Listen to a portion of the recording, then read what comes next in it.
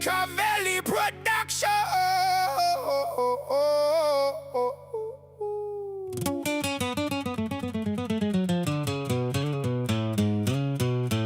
Yo, we kicking off live with the facts on the table. 3 hours deep on the lies they enable. Bills packed with pork, votes bought in the dark.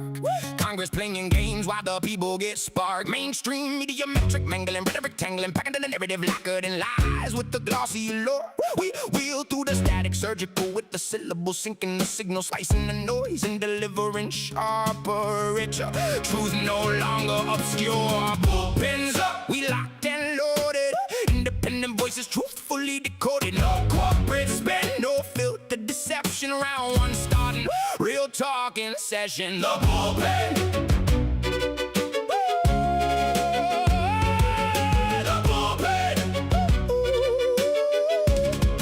Hey, power broker scheming when the spotlight fades. Lobbyists crafting laws in the backroom shades. Corporate media feeding the same tired script. We expose the grift and the lies they permit. Independent media rising against the machine, bringing clarity where the propaganda's been seen. Hold up, pause the feed, let the real ones speak. No gatekeepers here, no agenda to tweak. Algorithms trying to bury the dissenting view, but the bullpen squad got the mic and we coming through. No sacred cows, we roast them all the same. Truth over clicks, that's the name of the game.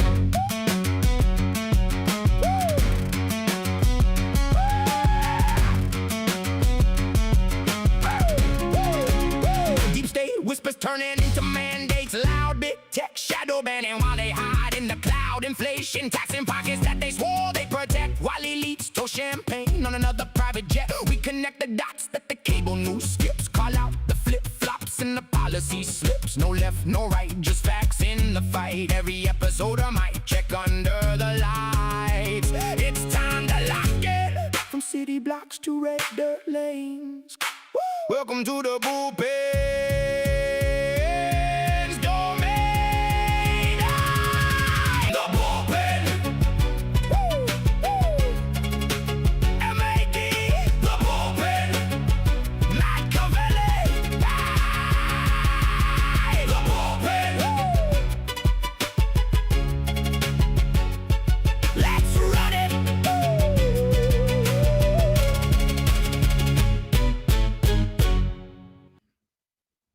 Hey everybody, welcome back to another Sunday night bullpen episode. Comics is not going to be here tonight, but Little Chad's here, and I think Matt is going to be joining us. So yeah, you get. I mean, worst case, you get the original crew that started the show. The original co-host, not all the added co-hosts, but it's also my wife's 50th birthday today, so this one may be limited to about an hour and a half. So, but good to see everybody. Thank you for being here. And don't worry, people. We'll get back to the marathon streams where you get all the content, political and otherwise, on this one. But if you're disappointed, just super chat and let Brahma know that you're excited for next week when the extended show will be back. It's definitely a lot easier to do the extended shows during the non-summer months because there's just so much going on. So, I mean, we'll get back there though. Yep. So, how's your weekend been, Chad? It's been pretty good. We got the third circuit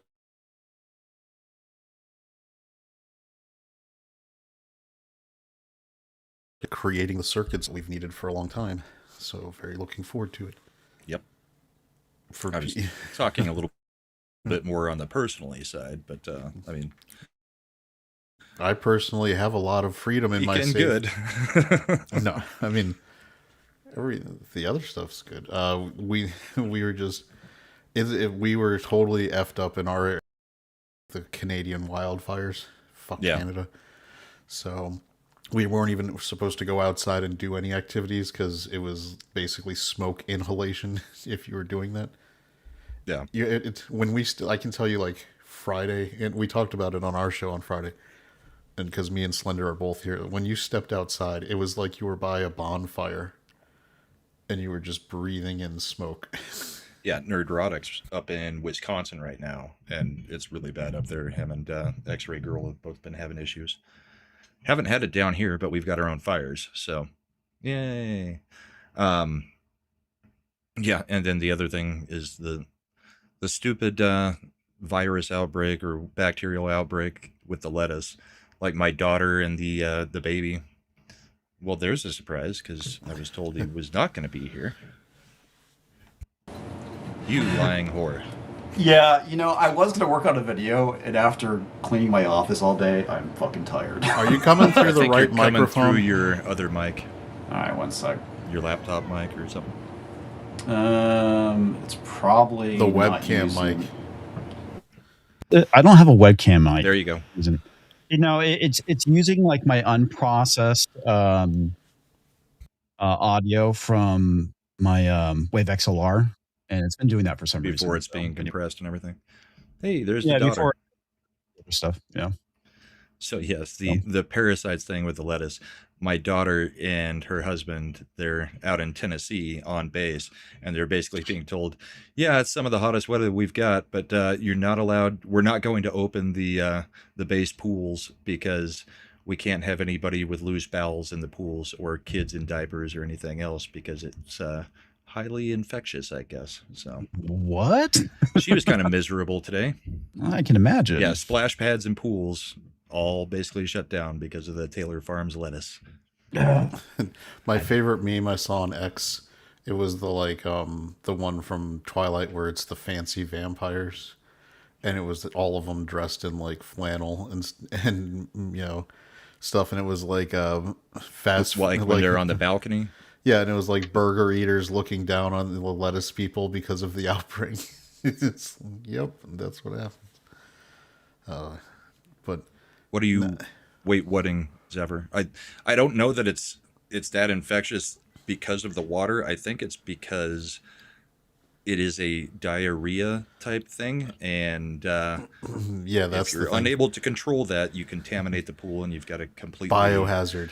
You got to Yep. completely drain the pools. You've got to then bleach them, all that kind of crap. So I don't think they want to deal with it being that, especially like kids that aren't potty trained or diapers. Yep. The answer. Nobody wants to answer what Brown can do for them at a splash pad.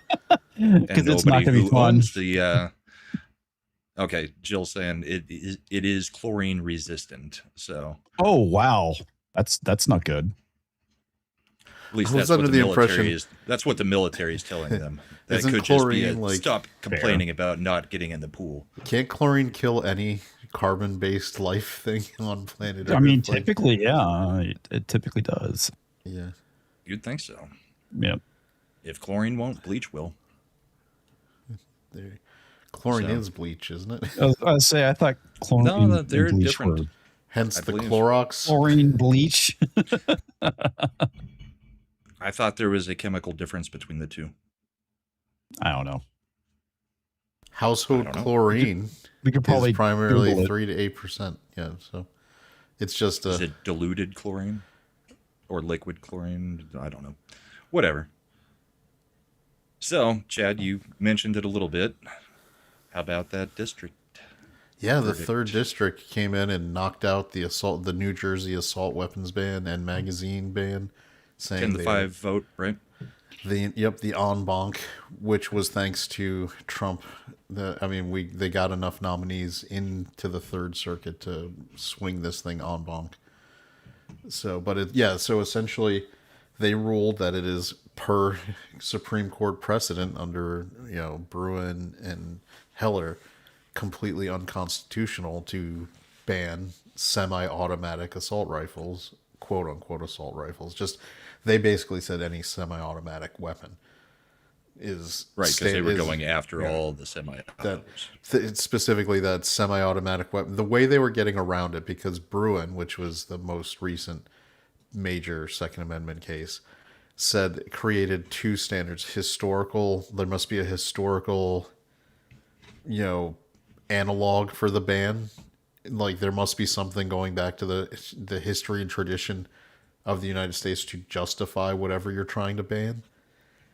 and or it has to be a dangerous and unusual weapon, like, Nuclear a weapons. machine gun or something like that. That is, unusual. A So rocket launcher. across the country, other court circuits have allowed to stand assault weapons bans, and the reason they put in the language is that they say these are weapons of quote unquote war and are therefore unusual and highly dangerous, and therefore they can survive the Bruin test. So it's Don't good. our soldiers usually use a different version of the weapons that They have are select readily fire. available to us. Yeah. You do not have what the military has, but Exactly. even so, historically, we were supposed to, as civilians, have what the Well, yeah. military I mean, had. if you go back to their base core argument of, well, I mean, you were not supposed to have what the military has. It's like, actually, when they were writing this, that is exactly the weapons that were available. In fact, the Yeah. government asked to borrow some private cannons to take care of situations. What's funny is they're like, Well, and there's also the whole thing of privateers as well being employed by the government, and ships having cannons. I mean, those were the weapons of the day. So if you're looking at that precedent, the musket and all the things that were being used at the time were both the military weapons and the private weapons. They were the weapons of war, Yeah. and they were the weapons specifically being discussed in the exactly. Second Amendment. Well, that's exactly the right logic, because when they're like, when the Second Amendment was written, people just had muskets. They couldn't afford So did the seeing these military. weapons. And so under that logic, you're right. I should have the standard issue military armament of the Army. I agree with you. At least that is available. something I should have available to me. In fact, Well, and the funny thing too, I'm trying to remember, Chad, if you mentioned this a couple streams ago, but the AR initially started off as a civilian rifle before it was adopted by the military. AR doesn't stand for assault rifle. It is Armalite Armalite rifle. which is the manufacturer that created. It was designed to be a modern sporting rifle, Yeah. because at the time, traditional hunting rifles were heavy as fuck. And we said, hey, we have all these modern materials with plastics and, composites. We can make a rifle that you can take out hunting. And it's like Legos for adults. Well, and it would Well, it be eventually became that way, modular. Yeah, the modularity, and that's what made it popular. So and it was Plus, just they look McNamara adopted it They to do. be the only. In fact, the initial, like we talked about, the initial military unit that signed up to get them was the Air Force, and they were going to make them the weapon for people standing guard at the Guard duty. entrance of bases. They weren't designed for forward operating. They were a guard post rifle for inside the United States Air Force posts. And McNamara decided that, hey, let's replace the M14, which was the really, if you see them now, known as the M1A1, if Springfield still makes them, and they're a heavy rifle, and they were in 308, which is a much higher caliber. It's a very big round. Yeah, so they switch. It's the standard argument. Do you want to have more rounds, lighter weight, but less stopping power? Do you want more stopping power, but less rounds? The debate on what is the right answer is gone. It's basically in the gun bro discussions has been going on since the beginning of time. But it also has to do with what you can handle, Well, or the your 40 family members can handle. like the 45 versus 9mm. Would you rather have, like, at the time when we were still rocking single stack 45s before we learned up and have now double stack 45s and 1911s, which are awesome, by the way. Very expensive, but awesome. So you got 9mm, which you can shoot on target very efficiently, but has far less stopping power. But then the thing is, you can adapt it. Like, it sounds great, but now you can get specialized rounds, like anti-personnel style round 9mm, where it does have far more stopping power, like over pressurized 9mm plus P. Oh yeah, that's right. So my argument that I always make is the firearm caliber you should use is the one that you can most efficiently practice with and fire on target. For some women, that's 380. Might even be 22 Magnum. For some dudes, it might be 22 Magnum if you're not like a really good shot. If you can handle 45 and shoot it on target, great for you. I'm not really, 45 is a little much out of a small pistol chamber, so I do 40. That is what our two guns are. Well, and then we've got the AR, but the 40, yeah. Well, that's a lot of people have a lot of people have moved away from the 40 and are instead adopting the 10 millimeter, which is effectively like a 40 size, Euro measurement instead of the standard American one. But the 10 millimeters are getting more popular. And you might even look it up. A lot of 10 millimeter stuff can occasionally handle a 40 round in it because they're very close to the same way 223 and 5.56. Right. But you have to verify because there's a lot of pressure differences. You just got to make sure it's capable of handling the difference. Yep. So the ruling itself is basically smacking down that. But the main thing that's important is, and we've talked about regarding the Supreme Court, we have multiple circuit court of appeals that handle different zones of the United States. Yep. This is the Third Circuit, so it handles New Jersey, New York, etc. They are the one. This circuit has ruled against it. We have other circuits like the ones in Illinois and the Ninth Circuit out in California and the West Coast that have ruled in favor of assault weapons ban, saying it's perfectly legal to still ban these guns. Once there is a split of circuits within the United States, effectively creating two different laws, legal standards for constitutionality within the U.S., the Supreme Court is obligated. No, it's specifically obligated to resolve it.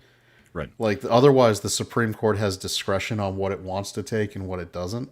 And we know from other situations that Roberts is kind of a pussy when it comes to, taking especially 2A cases.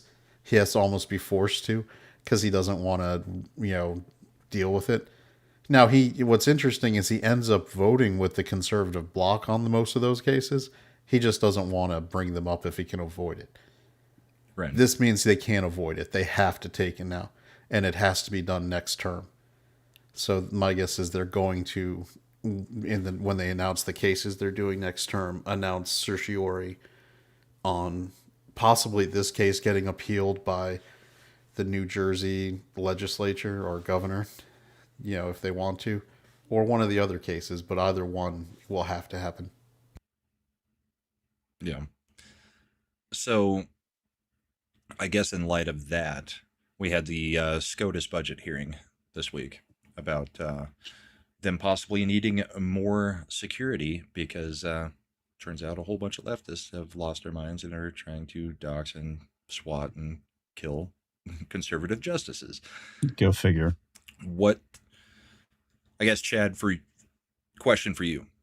Do you think some of Amy Coney Barrett's numbers, based on the way that she's been going on some of these cases, do you think she is being influenced by the amount of fear she has for the left?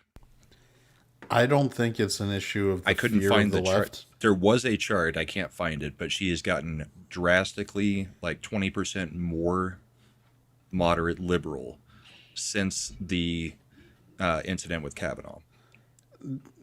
I'm hesitant with that because you have to look at the cases that are specifically being brought up.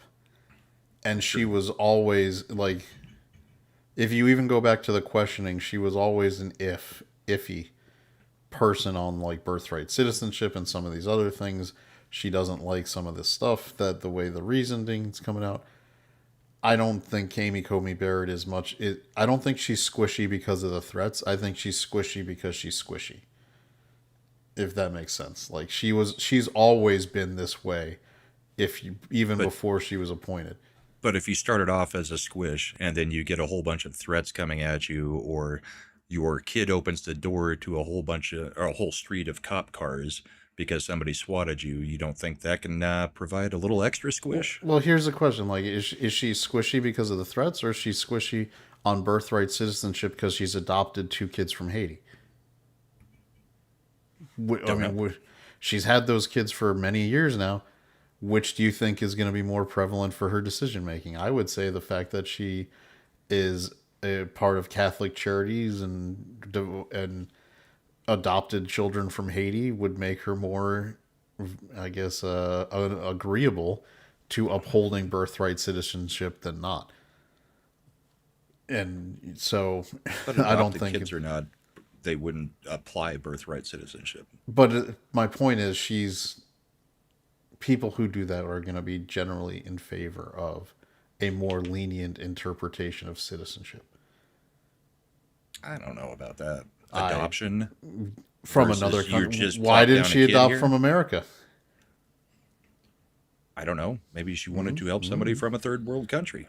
Well, then, that's what I'm saying. That thought process. But that's different than just applying everybody gets citizenship if you just plop a kid out here. I'm saying the Venn diagram overlap between people who are thinking that it's good for them to adopt from a third world country and people who think birthright citizenship is good law of the land is very near 100%. I think her mind and thought process was already there prior to the, and I think the cases where this is Zephyr also brings up a good point. It's a lot easier to adopt from outside of the U.S. than it is. That is inside, true, yeah. usually. I mean, true. I agree with that. That's why all the celebrities just keep adopting African kids. Well, that's because they can buy them. Exactly. I mean, You're not wrong. It's not true. wrong. It's true. It's damn true. Comics. I'm any a big thoughts? favor. I enjoy Venn diagrams. Yeah, you and Kamala. I know Comics. what Any one. thoughts on Comey Barrett on that, or have you been paying attention enough? Or No, I have been. I don't have a good enough read on her, to be honest with you. I honestly think that Chad's on to something, though, with the whole thing that she has a bunch of foreign kids. So birthright citizenship being the way that she interpreted it would make sense as far as motivation. I mean, it could be a mix of multiple things. It also could be the fact that she does have a healthy fear of the radical left. So I don't know. I mean, it could be a combination of things. yeah, I don't know. It just seems like she. I mean, Roberts is always a problem, but Barrett shouldn't have been, and seems to lean more towards squishy on certain things quite often. So, Well, the other thing that's too, because and she's always it's been a bit leaned of a squishy. disappointment. and not to throw shade at women, but women typically, this is like one of the things that they will kind of like I say, more it kind of appeals to their emotions. But I think that is something that may also be a Feelings factor. over facts. Yeah. So I can't find the chart that that is appearing in this clip, but this is kind of what I was talking about. Let me see if I can bring it up real quick, just to show you what I was saying, Chad, about her record before and after Dobbs and the leak. So unfortunately, the only place I can find it at is. But would you actually on- agree with you? I don't think it's a Catholic issue as well.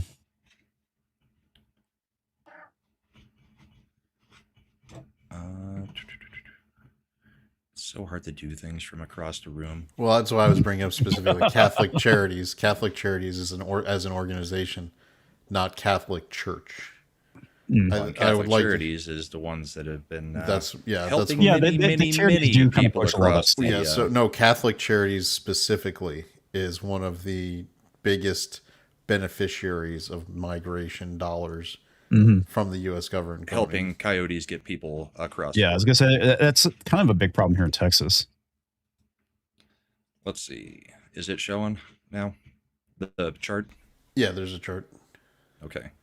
So this is Comey Barrett's record before and after Dobbs. Why does it disappear? What the hell is going on? I don't know. That's weird. Every time I click onto our studio, then it disappears off of off of the screen share.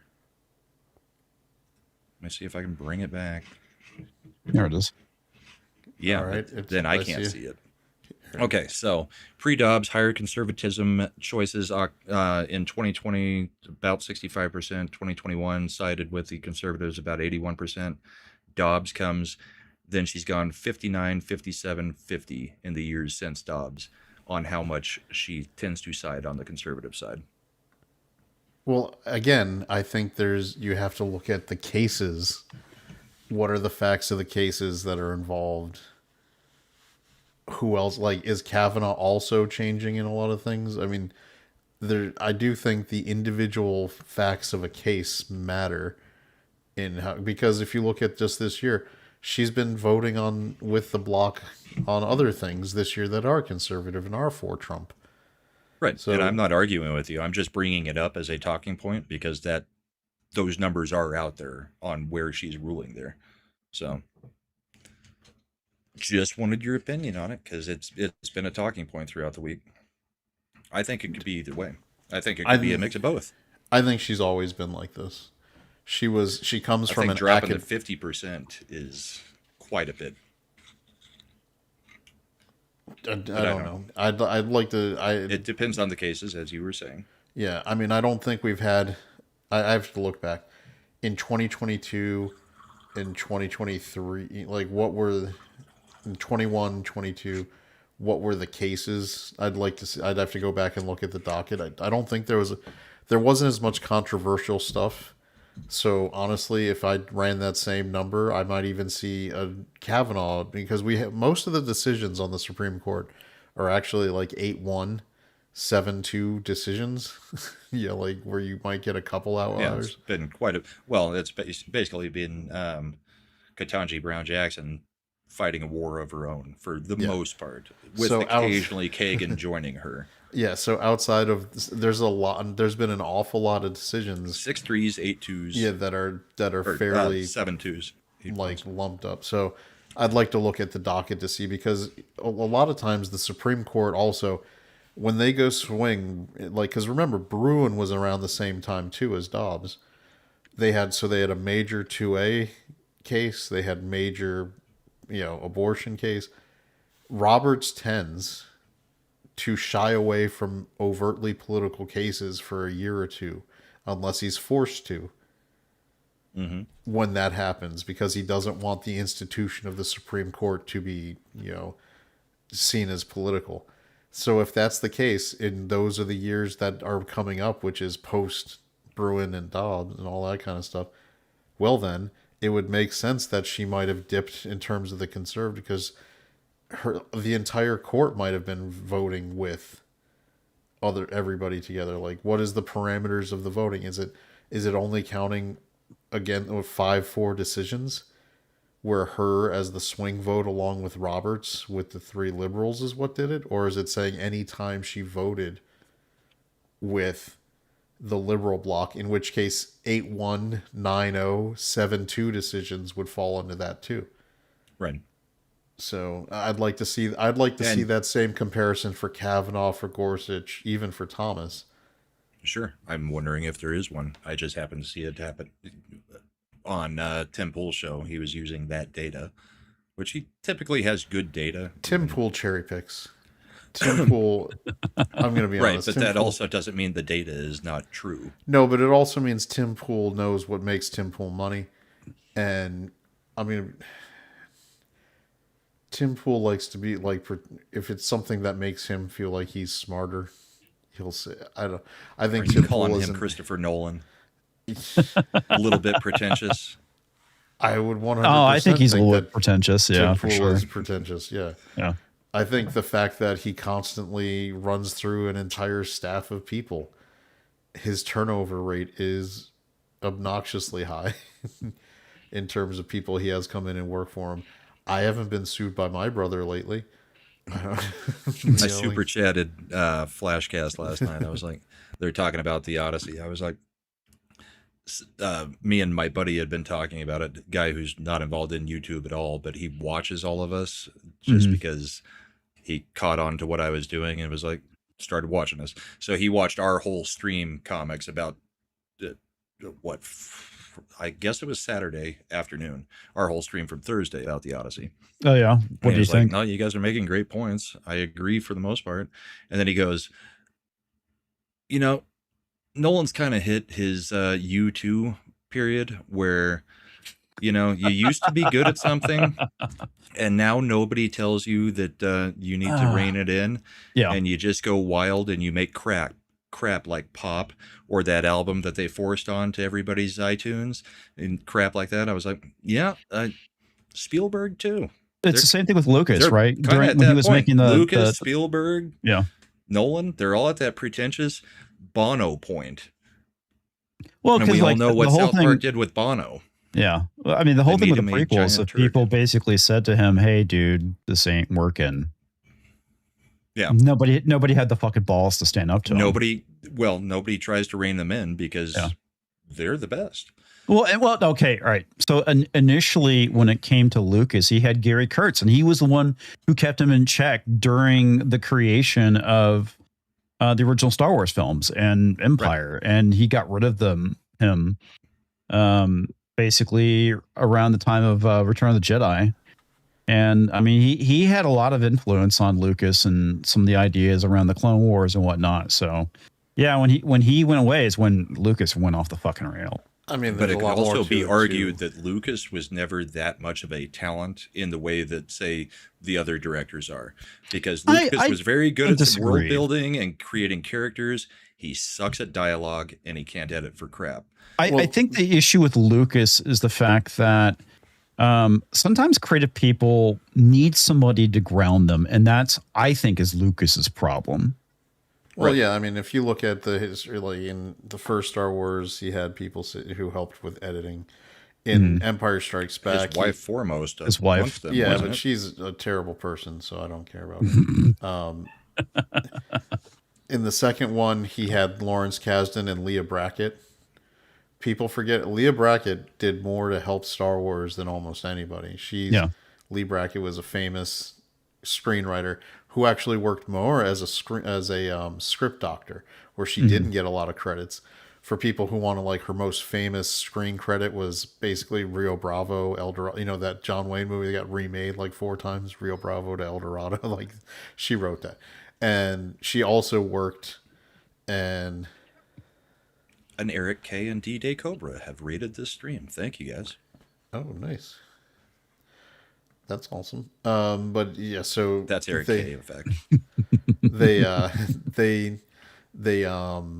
They saved Empire Strikes Back because they specifically talked about the stilted dialogue, specifically with Han Solo and Princess Leia, and that whole relationship. Well, I think you could be a great idea guy, but stuck at dialogue. You know, I do think that is a thing. I think George that was Lucas sucks at dialogue. famously. Well, you definitely see that in the prequels. For Famously, sure. Alec Guinness was like, "You don't have to say this shit," like with the lines. I mean, it is what it is. But I do give credit to Lucas because if you look at what he did as a world builder and creator, like Brahma's saying, he created Star Wars. He created Indiana Jones. Like Spielberg directed the movies, but it was Lucas who created the concept, the character, and the character. Well, and they both worked together when it came to, I guess, the script. Yeah, and then he did Willow. Yeah. And yes, everybody, this is a political show, but we'll get back to it. But I'd say Spielberg's got the same problem as Nolan and Lucas, is that he got too big for his britches. What's the last good movie he's done? Catch Me If You Can in 2002? Fuck, I don't know. The last one I remember is the one he did with Tom Cruise. Minority Report. Minority Report, yeah. And I think that was 2001, 2002. I don't think he's made AI an is actual Minority There's lots of movie stuff, honestly, since I don't 2002. remember that he directed that I know I've seen since then. AI that doesn't make it good, though. I was gonna say AI and Catch Me and Minority Report. I think both came out in 2001. Well, AI was actually a Kubrick film. Yeah, that he took over. Yeah, after he died. Actually, and I think AI holds up much better than when it came out. Like if you go back and rewatch AI now, Yeah, I actually legitimately enjoy that movie. And yes, all of you raiders, like and repost. And give us a sub because I'm so close to 1,000. We'd like to get there hopefully before the meetup. Ooh, monetization. Well, I doubt it with what we talk about, but Yeah, you never know. So- It's a little bit of a different YouTube now that the Democrats are in charge. yeah, except I talk a lot about Islam and I talk a lot about trans. So those are What the about two trans still red Islam? So is flags. Paul Chato, by the way. Well, at least the trans stuff. Those are the two things that still get you in trouble on YouTube. You can say damn near anything else, but you say anything about trans, then boom, you're in trouble. They I don't. don't know, Matt. Paul Chato, he does a lot on his appalling news. Speaking of people who don't like to talk about trans, the Meet up Tate in brothers were arrested. The what? Yes, Tate I brothers had were that on the arrested. list. The Tate brothers were arrested. They are being extradited to the UK For what? trafficking of underage girls and just Well, trafficking in general. It's I easy think is what comics. the charges They were. got arrested for the things that he admitted to in many interviews. that Oh, he gave. okay. There you when go. he was in Romania for years, being the UK extradition. Okay. This, I mean, And, I and the hate Tates to- aren't American. hold The on a Tates aren't second. American, so I'm fine with that. Wait. Hold on a second here. The UK is extraditing him, but yet they're doing nothing about the fucking shit that's going on in their own country. No, the US is extraditing to the UK Okay. for them to face charges about trafficking Still, in the UK and Romania. but still, I can guarantee you, if they were brown and Point Muslim, taken. They're going to take down some famous people rather than comics, a be bunch careful. Of, the Muslims Tate running brothers the are streets. brown and Muslim. They are Muslim. Yeah. Yeah. They are Muslim. Well, to the point that I think they claim a religion, and I don't think they practice any religion. I don't know. so they're safe to I take think down. Andrew Tate is a ridiculous asshole from the far right, woke right, whatever you want to call it now. I wouldn't even say he's right. I'd say he's just. We've talked about I before. think he thinks he is. I think regarding people who are Islamic, I think The Red Green Alliance is far more than anything with the right. Well, I was gonna say we've talked about before that when they do things, if it's to a non-Muslim woman, they don't view it as a crime in any way. Correct. That's how you get 250,000 cases over the last 50 years of people roaming around the streets doing whatever they want. Yep. Grooming. But yeah, I was pretty happy with that news this morning. I'm fine with the Tates getting out of our country. We might incept Carrie into the show by talking about the. Carrie really hates him. Oh, In fact, I think she, not going to put words in her mouth, but I'm pretty sure she doesn't like Benny Johnson or quite a few other people, because when the Tates came over to the U.S. from Romania, they were just glazing them left and right. And Carrie was already on the crusade against, kind of the woke right rise type stuff. And the Tates definitely, I think, would have fallen into what people were looking at, like Fuentes and the Tates, that kind of grouping. I don't know. I always kind of consider Tate to be kind of like a dude bro. I'm trying to remember the term. The manosphere. The manosphere stuff, yeah. He was, but he was also trying to get into politics because he was running for office. Was he? Yeah, He didn't know tried. that. He was going to try to run for like prime minister in the UK while he had warrants out for him. I mean, the guy's, speaking of pretentious assholes, that's the Tates. Yeah. We'll tie it together with our movie talk that we went on our tangent on. But I mean, it's kind of like Hassan Piker also started out as like a dude bro, muscle type channel. Yeah, well, I mean, he was definitely part of the whole kind of like manosphere, right? Yeah. Initially, and then he, went woke. But he wasn't doing it from the like red pill side of the manosphere. He was just doing it from like the Jim Bro side of the manosphere. Right. And then of course he split. Well, off I mean, directly he into said the some. I'm crazy side of the manosphere. Well, he also said some pretty outrageous shit about women too, which is pretty funny that nobody fucking pays Which one, attention Hassan to. or Tate? Hassan. Yeah. He said crazy shit about damn near everything. Yeah. That guy doesn't. Well, have I'm talking about before, he hit the political sphere. Yeah. he said a bunch of shit that would, if he was anybody else, would have gotten canceled. Subsex. Hey, Zax. So yeah, the Tates were arrested. Sounds like they're getting extradited.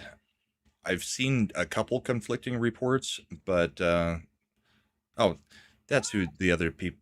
The other person that the Tates remind me of is Jack Murphy. Right? I mean, that was kind of their. That was kind of the manosphere side of things that they reminded me of. But I don't know. Was Jack Murphy really part of the manosphere? I think in a way. I mean, because he was trying to give advice to men on how to be a better man, right? I don't think he was trafficking women necessarily. No, not trafficking. The manosphere is a wider thing than trafficking women. It's guys who are doing the red pill thing, the MGTOW. Well, I thought men go their own way type stuff. Was like there's that. But I thought the manosphere was like still on culture, Rumble, right? Yeah, like the pickup culture. I thought that was like the whole manosphere thing. There's different pieces of it because even like the Whatever podcast is manosphere and almost in some ways going to the MGTOW movement, or at least the red pill side of. And red pill in the manosphere is different than red pill in the political sphere. But they overlap quite a bit, the red pill portion of it. But there's a whole bunch of different, just like in our sphere, there are a whole bunch of different branching spheres out of, you know, kind of the initial gathering that brings a whole bunch of us into a whole bunch of different that's the thing stuff. I always kind of got confused about, because whenever I think of red pill, I always thought like politics, right? Not like the whole, do bro culture thing. And a red pill, I think, in the manosphere is the MGTOW. I mean, you're basically red pilling into, we don't trust women in the dating culture because, body counts are going ridiculous, and we want, what's the point of getting married if it just costs you half of your stuff? Focus on yourself rather than on getting married, which I don't agree with. But that is what the MGTOW type stuff is. I don't necessarily agree with it either, but at the same time, I kind of feel like they do have a bit of a point. I understand it. Yeah. But that is where, and that is where I think Christian moral values come into it again. Yeah. Well, because if you have Christian moral values, then you get rid of a whole bunch of the crap that comes along with having to worry about, divorce and all that kind of stuff. Well, I think part of it's having standards and finding someone you're actually compatible with, right? And making a commitment to somebody. Right. I think what they would argue on that side is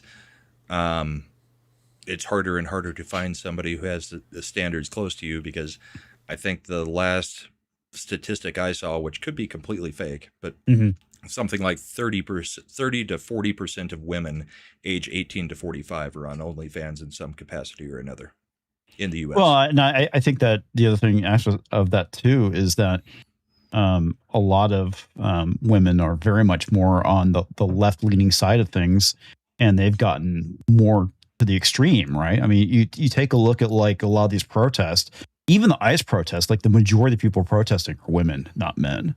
Older age, white, liberal women. Yes. Yeah. We've been complaining about it for younger years. too. I mean, the Karens.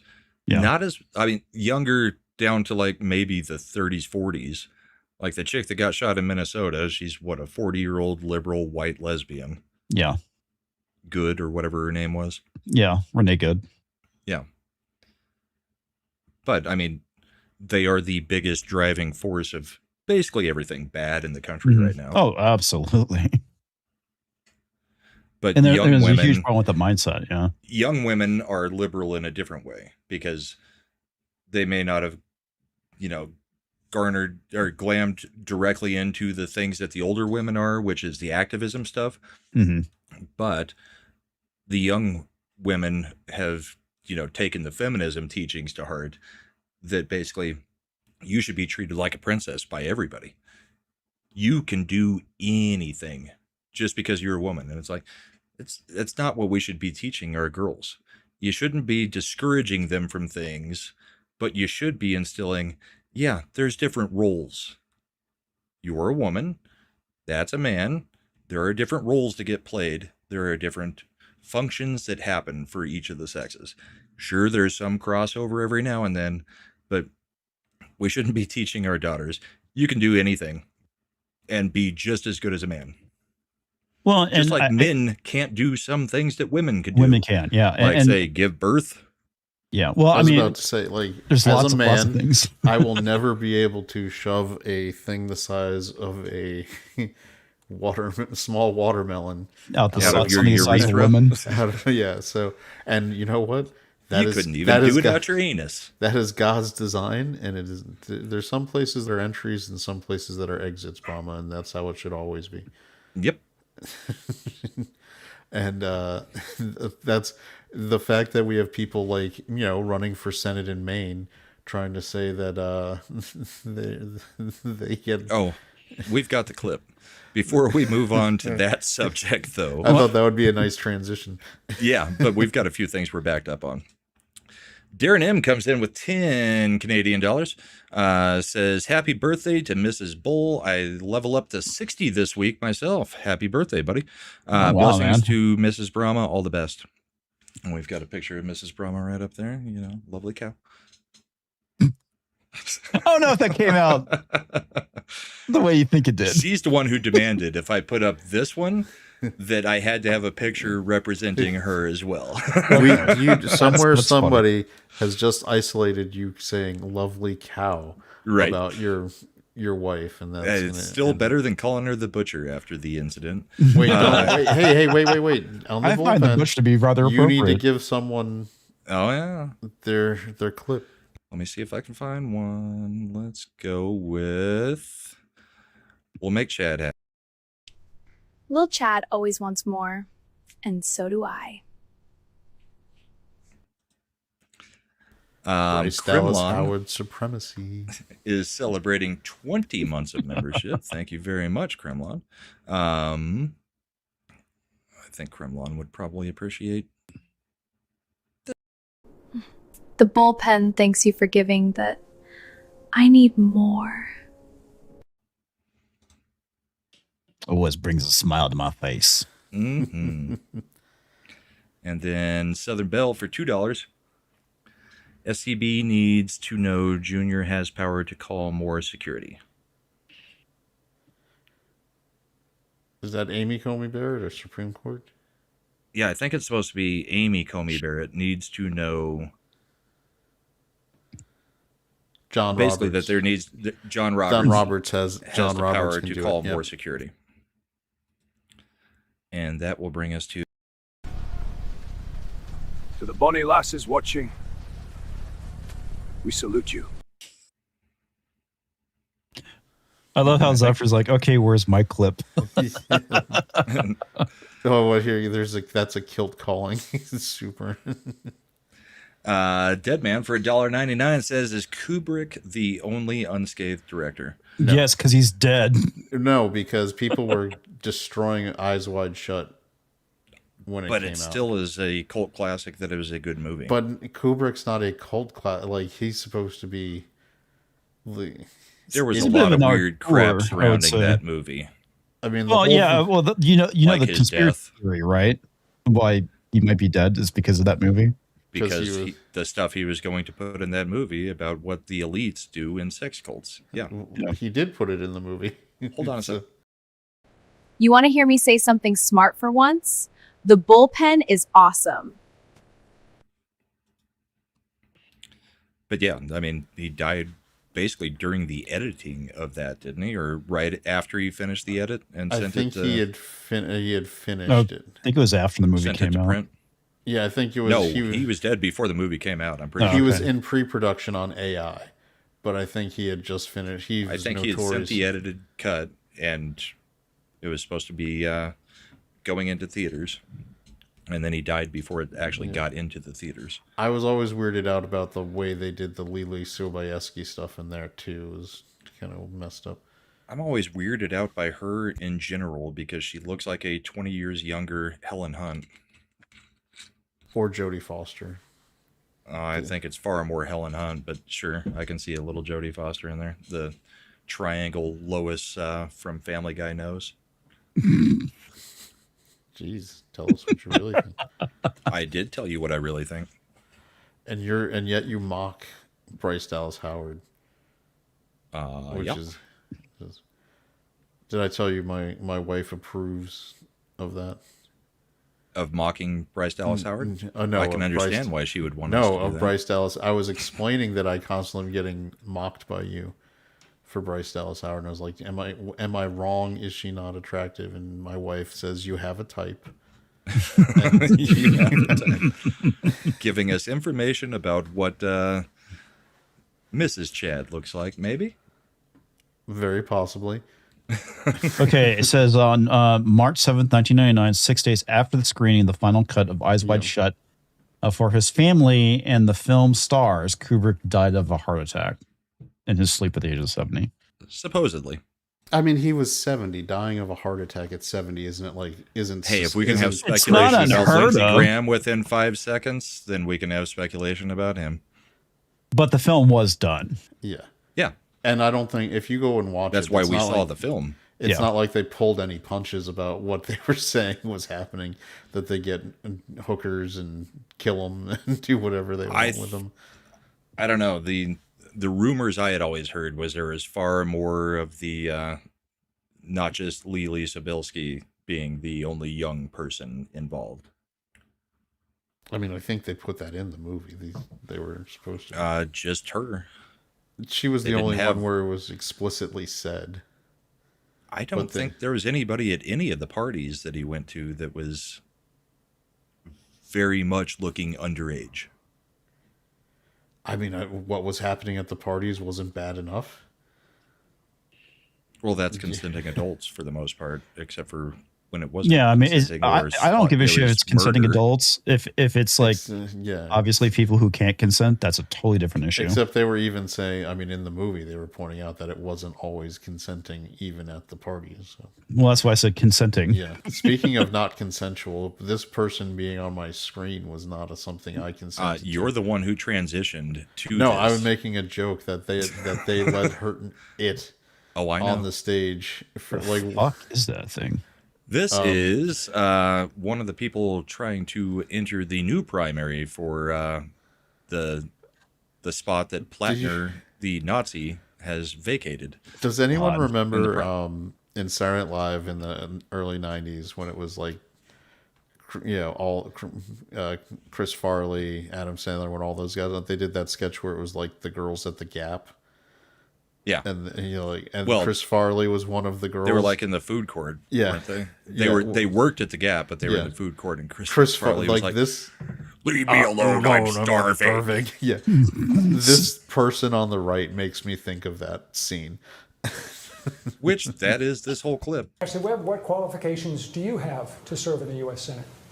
Oh, I ran for office several times. Didn't win, but I did run. And then I wonder why you I'm didn't a win. songwriter, and then I write my I'm a own books. songwriter. And then And I read I books. just suppose my transparency, I wouldn't lie to the people, and I wouldn't deceive the people like we were being.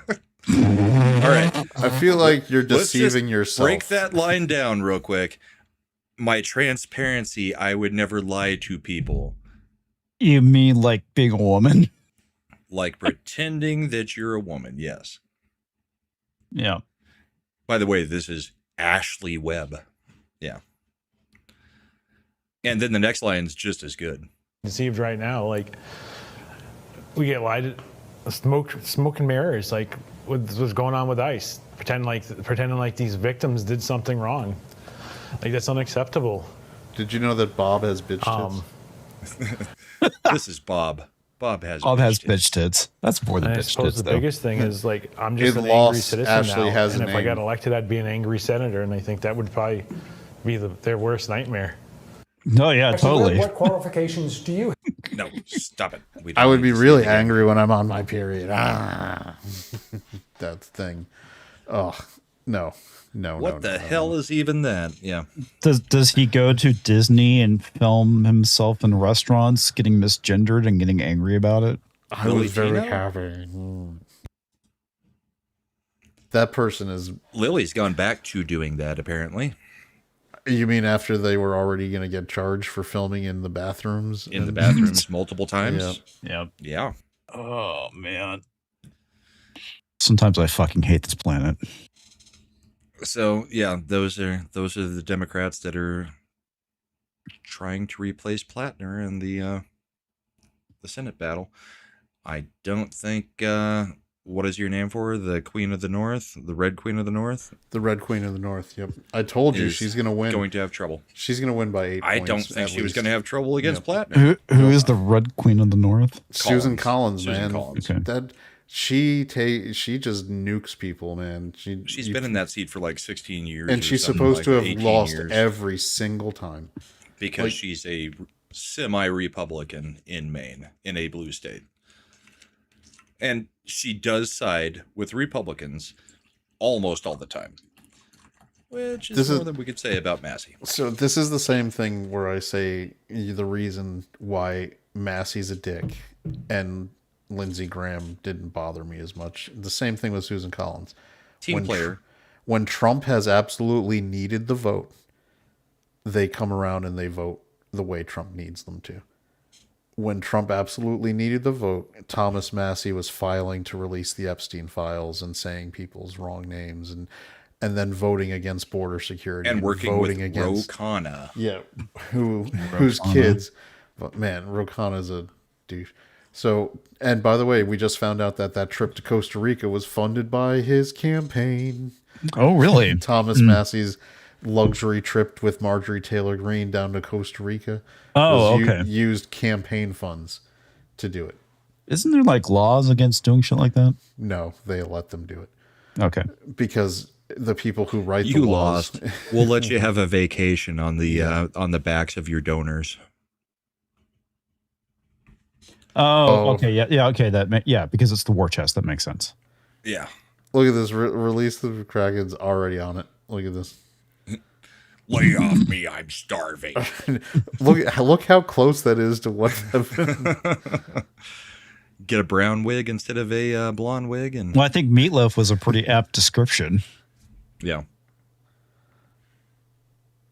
Yeah, that's a good one.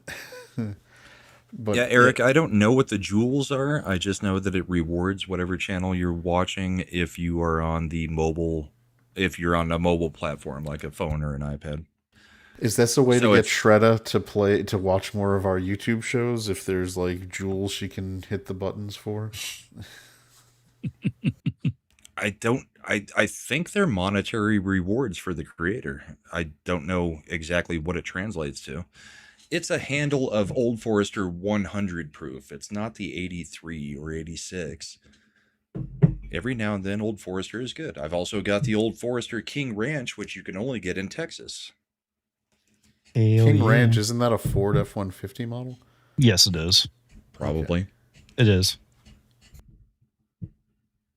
Meatloaf is a legend. I But he wouldn't- also is Bob in Fight Club, and Bob's got bitch tits. Bitch tits. Look, Yeah. there's a lot of things I would do, That was but I won't mostly do due to that. the I won't testicular cancer. insult Meatloaf. Oh, that was a good reference. I was to a his biggest hit huge song. fan of Meatloaf. I was sad that he With died a few gravy or years with ago. ketchup? Oh, not that kind of meatloaf at all. But I think me and Mad have established, and comics have established, that if I was gonna have meatloaf, It's gonna be with it'd gravy. freaking gravy. This man loves his gravy. He will run like a It's bat no out of pun hell intended. to get meatloaf It's with not gravy. just gravy. It's every meal. I will. Do you eat gravy with your fries? Is he? Oh, is he No, I would Canadian prefer now? chili fries. Isn't that So, poutine? even- So You can we've have- got gravy goes on all breakfast things, and that is the perfect dip for all chicken tenders. Gravy. Well, I mean, I'll agree with you on the chicken tenders thing. And anything else, hamburgers, hot dogs, all of those other types of things, that is where chili comes in as the sauce of choice. I do like some chili I cheese love fries. Mexican, it's pork green chili. I love having my food smothered in a sauce, whether it be gravy, chili, or green chili. Brahma's So- like, I love sauce. I love sauce. I love sauce. It's I actually see funny there's because no pleasing you. the granddaughter, whether it's ketchup, mustard, barbecue, whatever meal we give her, she will just be like, I need sauce. I need sauce. So it apparently runs in the blood. And she just calls it sauce. It doesn't matter what it is. She just needs something to dip it in. But yeah, I mean, breakfast food, I mean, the whole point of eggs, bacon, sausage, biscuits is to literally mix it all together and then dump gravy on it and make it into a basically meat skillet with a little bit of biscuit. I get biscuits and gravy, but like gravy on eggs, not so much. And comics has been there. Comics, the last time we were out for breakfast. Oh, I know. I saw. We've got Nick Weiser there. And I'm literally doing the, what's the dude from Parks and Rec? Ron Swanson. I'm You're doing like, the I Ron want Swanson all of with the guy. bacon. I No. think you heard me say I'm doing that about It was all the gravy. I'm like, dude, Yeah. you're going to bring me one bowl of gravy, and I'm telling you, I'm going to make you get me more if you do this. So bring me enough gravy to cover this plate. And he brings me the one freaking thing of gravy. And I was like, what did you not understand about this?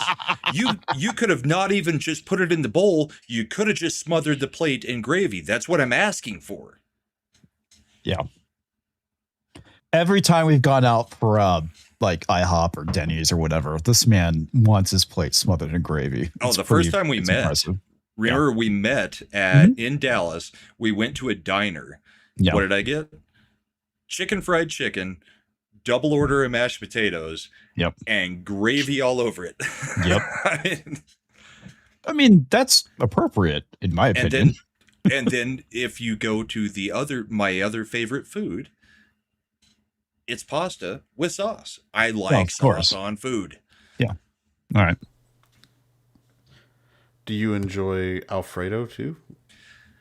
I like certain Alfredos. There are some that I'm very much more picky on Alfredo than I am on red sauces. I like red meat I have sauces. two, actually.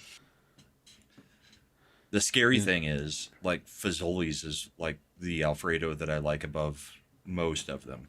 And that's the fast food Alfredo. I hate Olive Garden's Alfredo. I was gonna say I actually like Olive Garden's Alfredo. Yeah, I'm very picky on the Alfredo, but red sauces, I mean, you can throw me almost any red sauce. Do you make your own Alfredo sauce when you cook? No. Alfredo is not one that I'm good at making. Speaking of Olive Garden, I don't know if you saw they that. have more security on their freaking. Yeah, so here's it.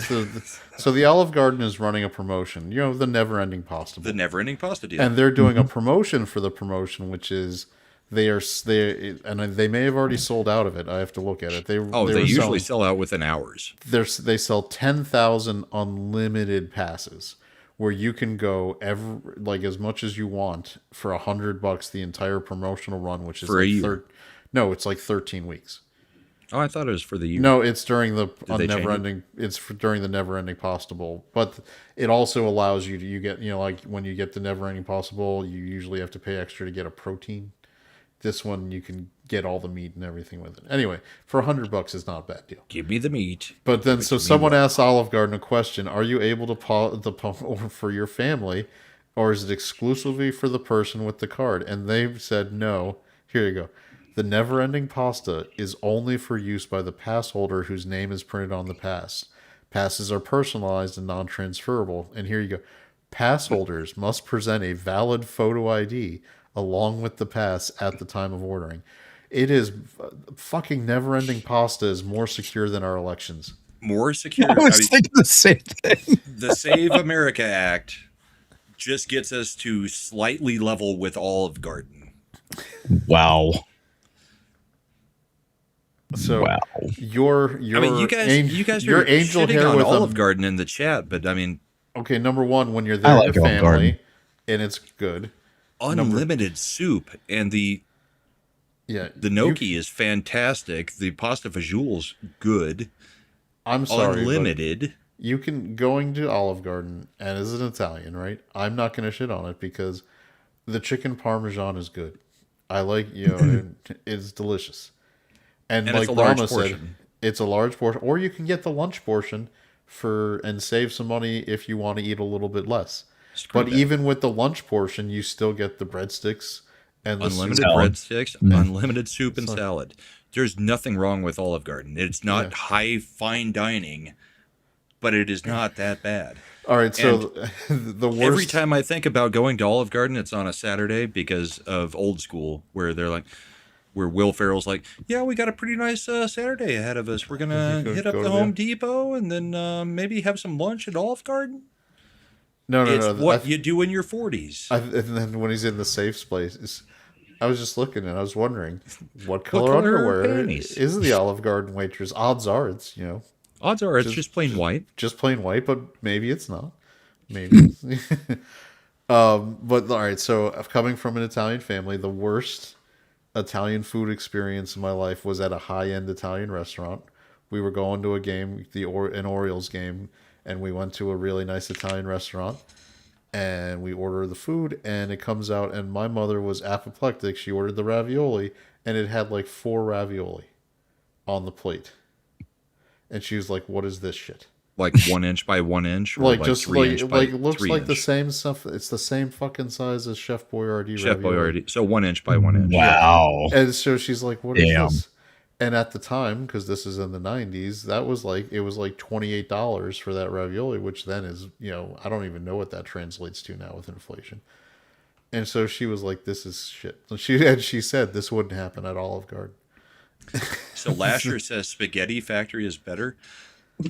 Maybe quality of food, but at this point, the Spaghetti Factory right up the street from me, we're at $29.99 for a half of a chicken breast, chicken parm, on a half portion of spaghetti. They are ridiculous in their cost at this point. I used to love going to Spaghetti Factory, but at this point, if I'm spending $30 for not even like a butterflied, chicken parmesan, full breast butterflied, you get a lot of chicken. We're just getting a butterflied and then cut in half. That's not even a chicken breast that you're getting in your chicken parm. And then the spaghetti portion is miserable. So the one that I love to go to is Maggiano's Little Italy. And Family they style eating.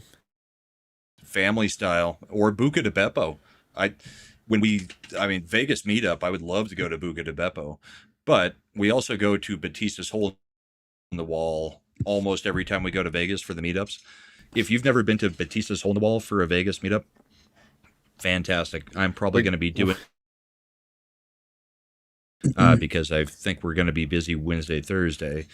But if anybody's going to the meetup in Vegas this year, Friday night, Batista's Hole in the Wall. It's right off the strip, right behind the Flamingo.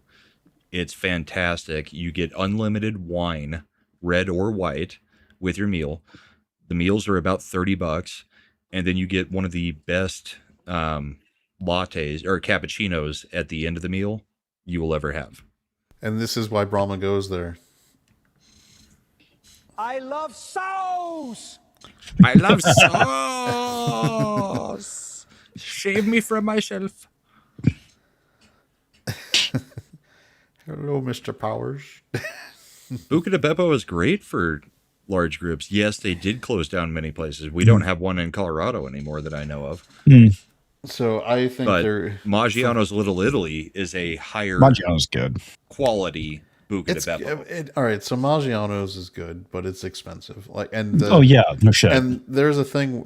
There is But a it's unlimited, too. But there's a finite benefit to spending more on Italian food. Honestly, you get better portions and better prices. Like there's usually Italian food's the number one seed. It's the best type of food, and you're It's gonna the find cheapest freaking food you can get because pasta. They're making huge margins on anything that is pasta. Yep. and it's the best food. So you're gonna have some locally owned Italian restaurants that give you big portions at good prices. It's good stuff. I am constantly battling between Italian and Mexican. No, Yeah. it's Italian. If I'm going to a I like restaurant, it's both, going to be man. Italian or Mexican. The thing is, with the Italian, Chad, there are not that many good Italian restaurants. You get chain restaurants, and maybe a city has 2 or 3, and I'm not counting pizza joints. I'm talking about like pasta places where I can get chicken parm, which is what I test every Italian restaurant on. I think this is a function of which coast you're closer to. If you're on the East Coast, there's a giant I'm in the dead freaking center.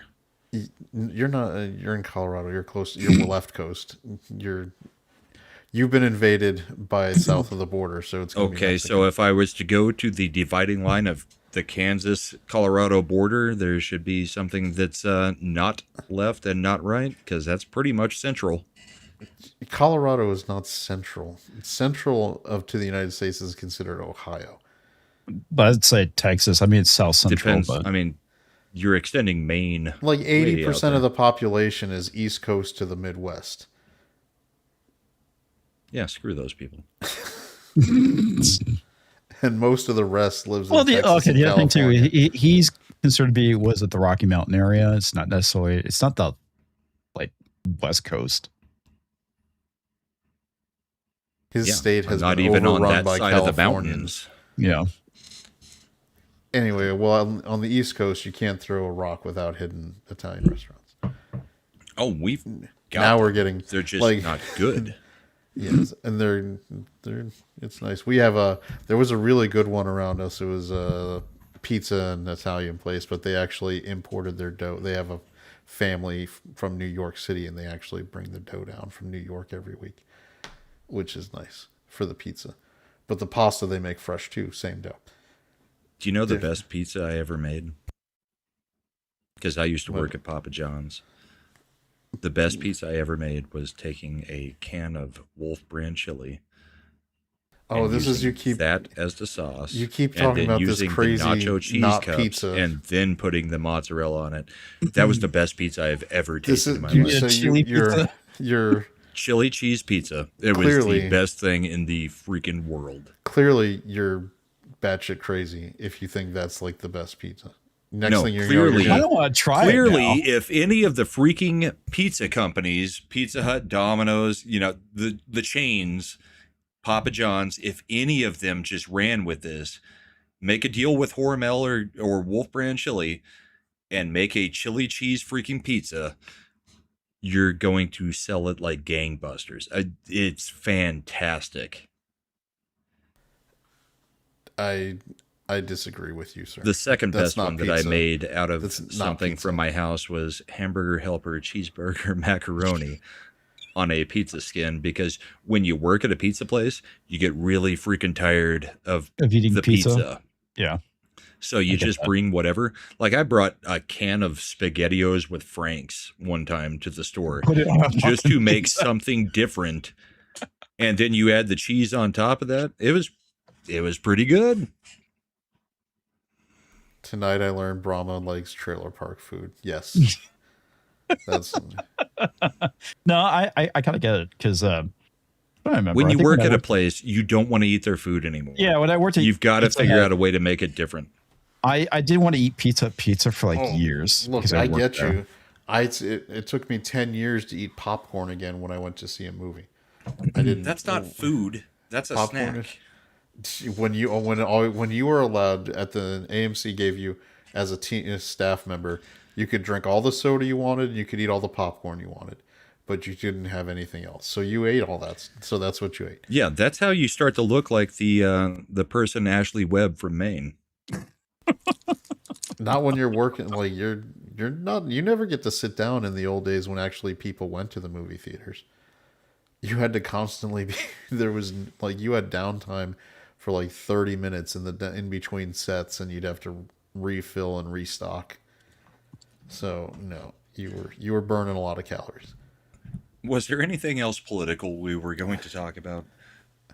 We talked Because about we the have new gone Senate far thing. afield from the normal show. We're an after show in the middle of the main show where we have now switched off multiple times. World Cup was well World received. Cup, Spain takes it all. España won against Argentina. In one of the most boring games I've ever seen in my life because, listen, people, I played soccer all the way through high school. I was recruited into college. It's the worst freaking sport to spectate. It's fun to play. Worst freaking sport to spectate on the planet. And in the championship game, the World Cup final, we're 0-0 all the way until like overtime +2. So boring. Soccer is boring to watch, but fuck, it's fun to play. It is fun to play. And I get so sick of all the people rolling around on the ground. We all know what we hate about soccer, right? I have been happy with what has happened with everybody coming from Europe and from other countries and finding out, hey, it turns out that Donald Trump doesn't just have people shot in the street for being foreigners. Everybody's actually pretty freaking nice. And when you walk down the street, people say hello, or they open the door for you. Or when you're driving, you get the old Texas or Oklahoma raise of the finger, telling you, how's it going? And the food is great. It may not be the best thing for you, but the food is great.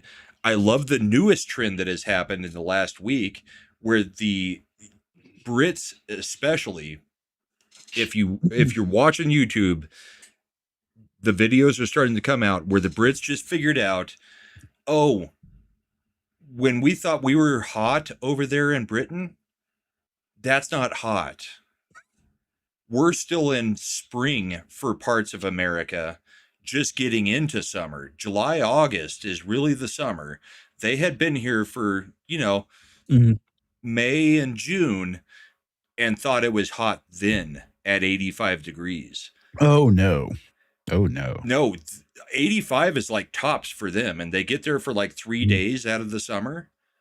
And they've been arguing with us online for years since social media came out that, no, our heat is unbearable. You guys cannot understand what we're going through over here.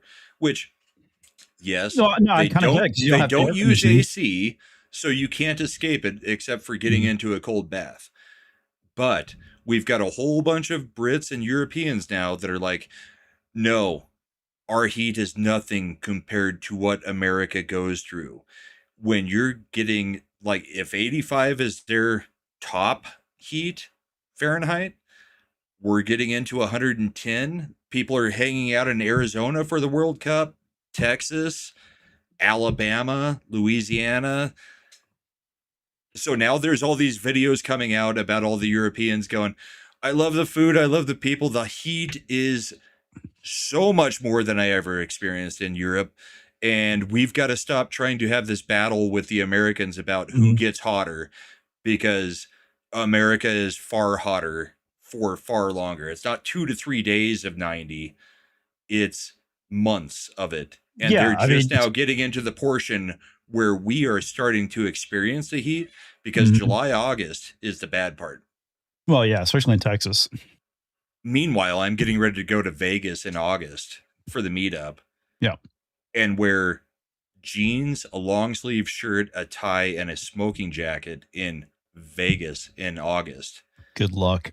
And I won't be as much of a pussy as these British people are with early July. I mean, what do you not understand about like 95, 100 degrees Fahrenheit? I mean, how does that not translate over?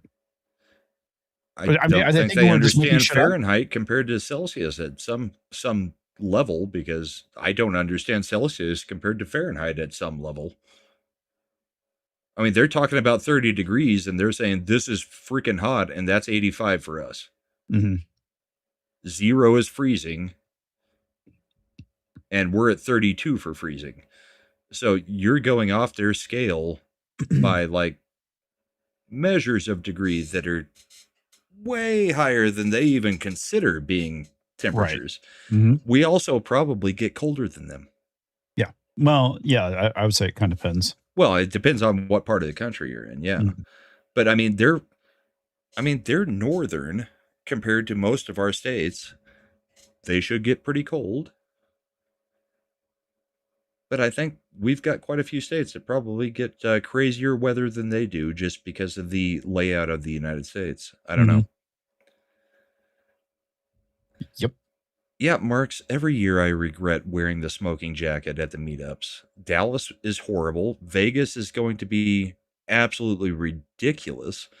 But think of all the weight you'll lose. Do you know how many people I get yelled at by people in person if I'm not in the smoking jacket at a meetup? And then in chat, there have been situations where they're like, "What, you won't do the smoking jacket at a meetup?" And it's like, I've become somewhat known for that, or at least people recognize me for that. Like, I'm not in the smoking jacket tonight. It's freaking hot in Colorado. It's at like 96 today. I'm playing in a golf tournament tomorrow. It's supposed to be 98, 99, something like that. But and you guys don't even have real air conditioners. You have swamp coolers. Mine's been running for 3 days straight, and we still haven't hit like 69. We're still at like 75. Wow. It's a lot harder to cool than it is to maintain after you've gotten cool. So for 3 days, it's just been running crazy. But we're supposed to have monsoon rain starting Tuesday, so that'll be nice, I guess. All right, what else do we got? Tape Bros expedited. SCOTUS. Rubio gave a great speech on the resurgence of political terrorism. Well, before we get into that real quick, did you guys cover Trump's speech about the election already? About election integrity? Yeah, but the 2020 election? I honestly haven't had a chance to watch it yet. Oh, okay. I know that he presented evidence that the 2020 election was far worse than what everybody else outside of us thought, which was kind of the thing. But apparently it was far more Chinese involvement in it than it was Russian, because, you know, the Russia thing has been ridiculous for years now. But I didn't get to watch it because I had to go watch a stupid freaking Odyssey movie from Christopher Nolan for Comics Division's channel on Thursday night. I appreciate it because you and I were the only ones that watched it besides Tom. Yeah, and Tom came in late. And I mean, I would love to watch you and Chad argue it, because I didn't have the energy to argue with Chad on Friday night on his channel. But he doesn't fully agree with us on the take on the Odyssey. Actually, there's a lot of people that don't. Ben Shapiro thinks the movie's great and has nothing that actually takes away from the original story. I am surprised that he didn't. Michael Knowles, same thing. Feminist propaganda in it. Jack Posobiec, paid partnership with the Odyssey, according to Twitter. Oh, saying that it's okay. great. Now that makes sense why Yellow Flash posted that. Okay. Yeah, because underneath everything he's put, which looks like sarcasm and very well still could be, Poso has paid partnership stamped on every single one of the tweets he's talked about the movie. All right, we got a couple things that came in. John Wayne, 1985, for $5 says, seems like Brahma Bull and WW Pro have the same clothing expectations. Does Pro wear a smoking jacket? Or does he just stay dressed up at all the time in the same type of...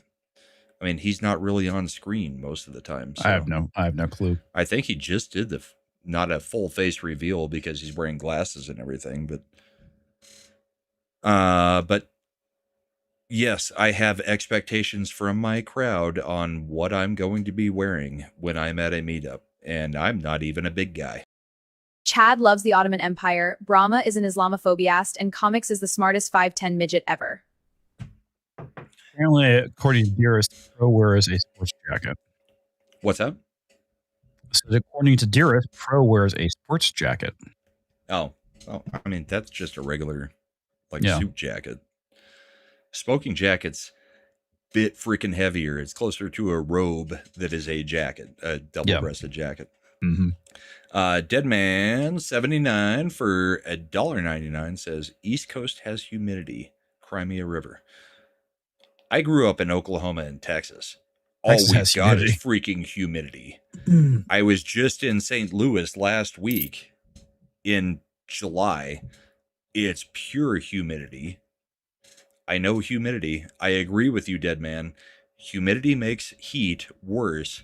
Way worse. But it's not just East Coast. Because Texas, we have it in the Gulf, man. I mean, it's not as grade bad in San Antonio as it is in Houston, but Houston, it's a fucking swamp.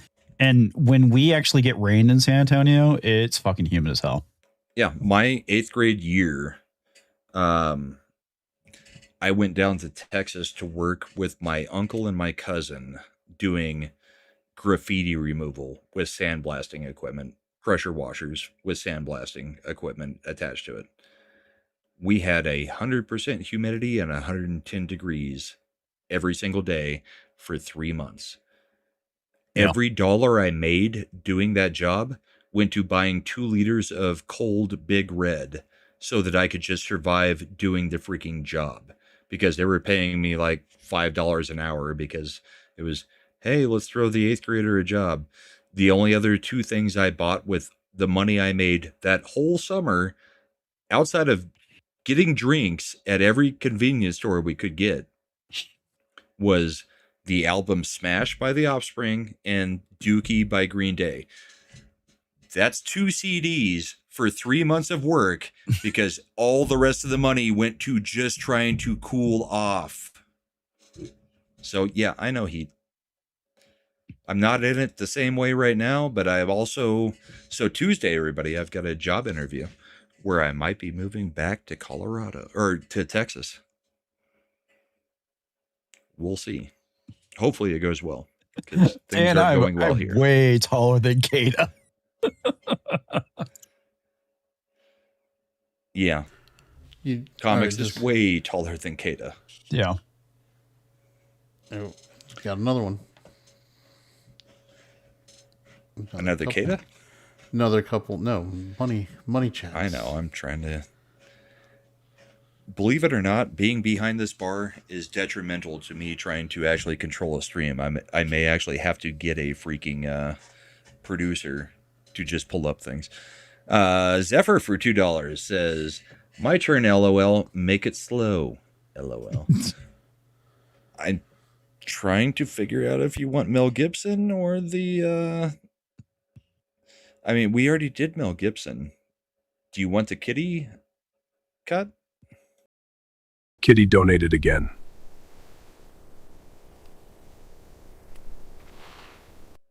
We'll give you both.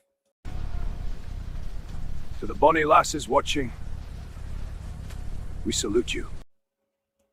Well, that's what happens when you've got AI trying to make I people know. talk. It still fucking cracks me up, man. All right, here we go. Eric K for $1. Brahma's a model, you know what I mean, and he does his little dance on the catwalk. On the catwalk. Yeah, on the catwalk. He does his little dance on the catwalk. Right said Fred. I think I might have vomited in my mouth a little right there.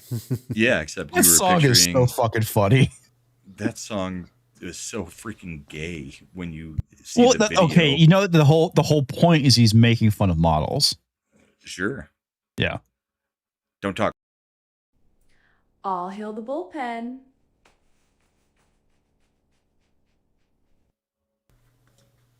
And I thought the whole point was that he was gay. I also like the Eric K spelling my name, Brahma. Brahma. Somebody that I did a super chat in the last week actually did pronounce it Brahma, and I can't remember who it was because a whole bunch of people made fun of the person that was reading the super chats for not knowing how to pronounce it.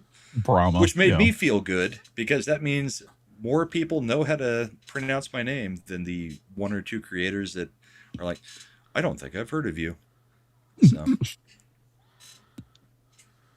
So let's do this Marco Rubio speech from the resurgence of political terrorism. I believe it was overseas doing a thing in Britain or the EU. Great speech. And then we're probably going to get out of here because I still got family over and it is the wife's 50th birthday. So it's only 9:30 here. Nobody's going to bed for a while. I'll get in trouble. Yeah, it's a smart idea. All right. So here's Marco. You came here. You are here because 2 weeks ago, a 72-year-old woman was burned on over 80% of her body in her own home in Greece, and she died, executed by a firebomb because her daughter dared to stand for office. You are here today because for 5 days this winter, the lights went out in Berlin, the longest blackout in the city since the Second World War, sparked by an attack that left tens of thousands of households without power in the freezing cold and left an 83-year-old woman dead. You are here and you came because a month after that Berlin blackout, a French 23-year-old succumbed to traumatic brain injuries, beaten to death on the streets of Lyon by a group of far-left militant thugs. You are here because your political leaders are being attacked and stabbed and shot in your streets, because your businesses have been bombed, because your railways have been sabotaged, because your police officers have been beaten and burned. You are here because this is real, and it is getting worse, and it can no longer be denied, and it can no longer be ignored, because it is time to crush this evil forever. The simple fact is, none of this that I've just described is new. Far-left political terrorism is not a recent-day modern novelty. It is not a fiction manufactured by conservative politicians. For most of the modern era, it was in fact the dominant form of political violence. Every one of our friends here from the nations of the Western Hemisphere, remember? Damn. I thought it was a very good speech from Marco, just calling out what's going on in the UK. Everybody is saying it was Yellow Flash who could not pronounce Brahma last week, which means I've got to stop super chatting Yellow Flash, that asshole, because a week ago he can't pronounce my name. I'm pretty sure Tom told him how to pronounce my name last night. But yeah, I've been making a few points on the Flashcast. But yeah, Marco, I don't know what's going on with JD, because it seems like they're having Marco kind of court the traditional base, and JD last week on Rogan really sounded like he's trying to court the woke right. I don't think there was anything wrong with what he was saying on Rogan. It doesn't bother me. I don't think there was anything wrong with it. So why does it sound but like... it was... It had some underlying keys to... Yeah. So basically what he said was, we're not going to be controlled by any country, which is true. And that is a Trump is not going to be controlled by any country. But the woke right is basically taking that and saying, yeah, we're getting underneath or out from beneath the reins of Israel. You know, the usual crap the woke right's going with. I don't think JD necessarily meant it that way, but I think they also probably knew exactly how it would play. That's not anything that Trump wouldn't say. I mean, so I think that whole shit about the Rogan interview was bullshit. It's because they don't like JD Vance, because JD Vance is the most effective populist right communicator that we have. And Marco Rubio is a traditional Republican. Now, I've been very happy with Marco Rubio's work under the Trump 2.0 administration, but he's not a populist in any way, shape, or form. He's a traditional neoconservative, if you want to go that way. And I don't think he's as far as neocon. No, he was. He was 100%. He's not acting that way now, but he was. He was Sure, for but intervention was all and over. What he is now. Well, then why are two we? different things. I mean, why are we going to give JD Vance shit for an interview that could be interpreted by some people who are fringy as a problem, and we're just giving Marco a pass. Here's the thing. I'm not trying to do that. I'm just trying to bring up talking points so that we can talk about them. I know, and I'm bringing up the counterpoints on so we Sure. can discuss, which is I think JD Vance. I think Marco did a great job. I think JD has done a great job. I still think JD's the front runner. I think the woke right is trying to claim what JD said as JD's, completely against Israel. And I mean, they've tried to do this a few times with other things, like he's married to an Indian woman. I mean, they keep bouncing all over the friggin' place. He can't actually be for America and be a nationalist because, he's got Indian kids. Crap like that. I think JD is going to be the front runner, and I think Marco is going to be the VP. I think they've already agreed to that. And Marco has said exactly the same thing. So I don't... Yeah, that's fine. I'm just saying that I don't... I think JD... Talk for a minute. I gotta step away from the interview with Rogan, where everyone was going apeshit because he said some things that seem accurate, which is that Jeffrey Epstein seemed to have ties to intelligence agencies. I don't think that's a fringy thing to say. I think there's a lot of evidence. Been said a lot. Yeah, actually. I think that's pretty evident from a lot of the stuff that has come out. But they try to say that is coded as anti-Israeli, which whatever. Well, yeah, and I disagree with that. Yeah, the whole thing. There's been rumors about Epstein being tied to, I guess, like Mossad and other agencies for years before the files came out. So that is nothing new.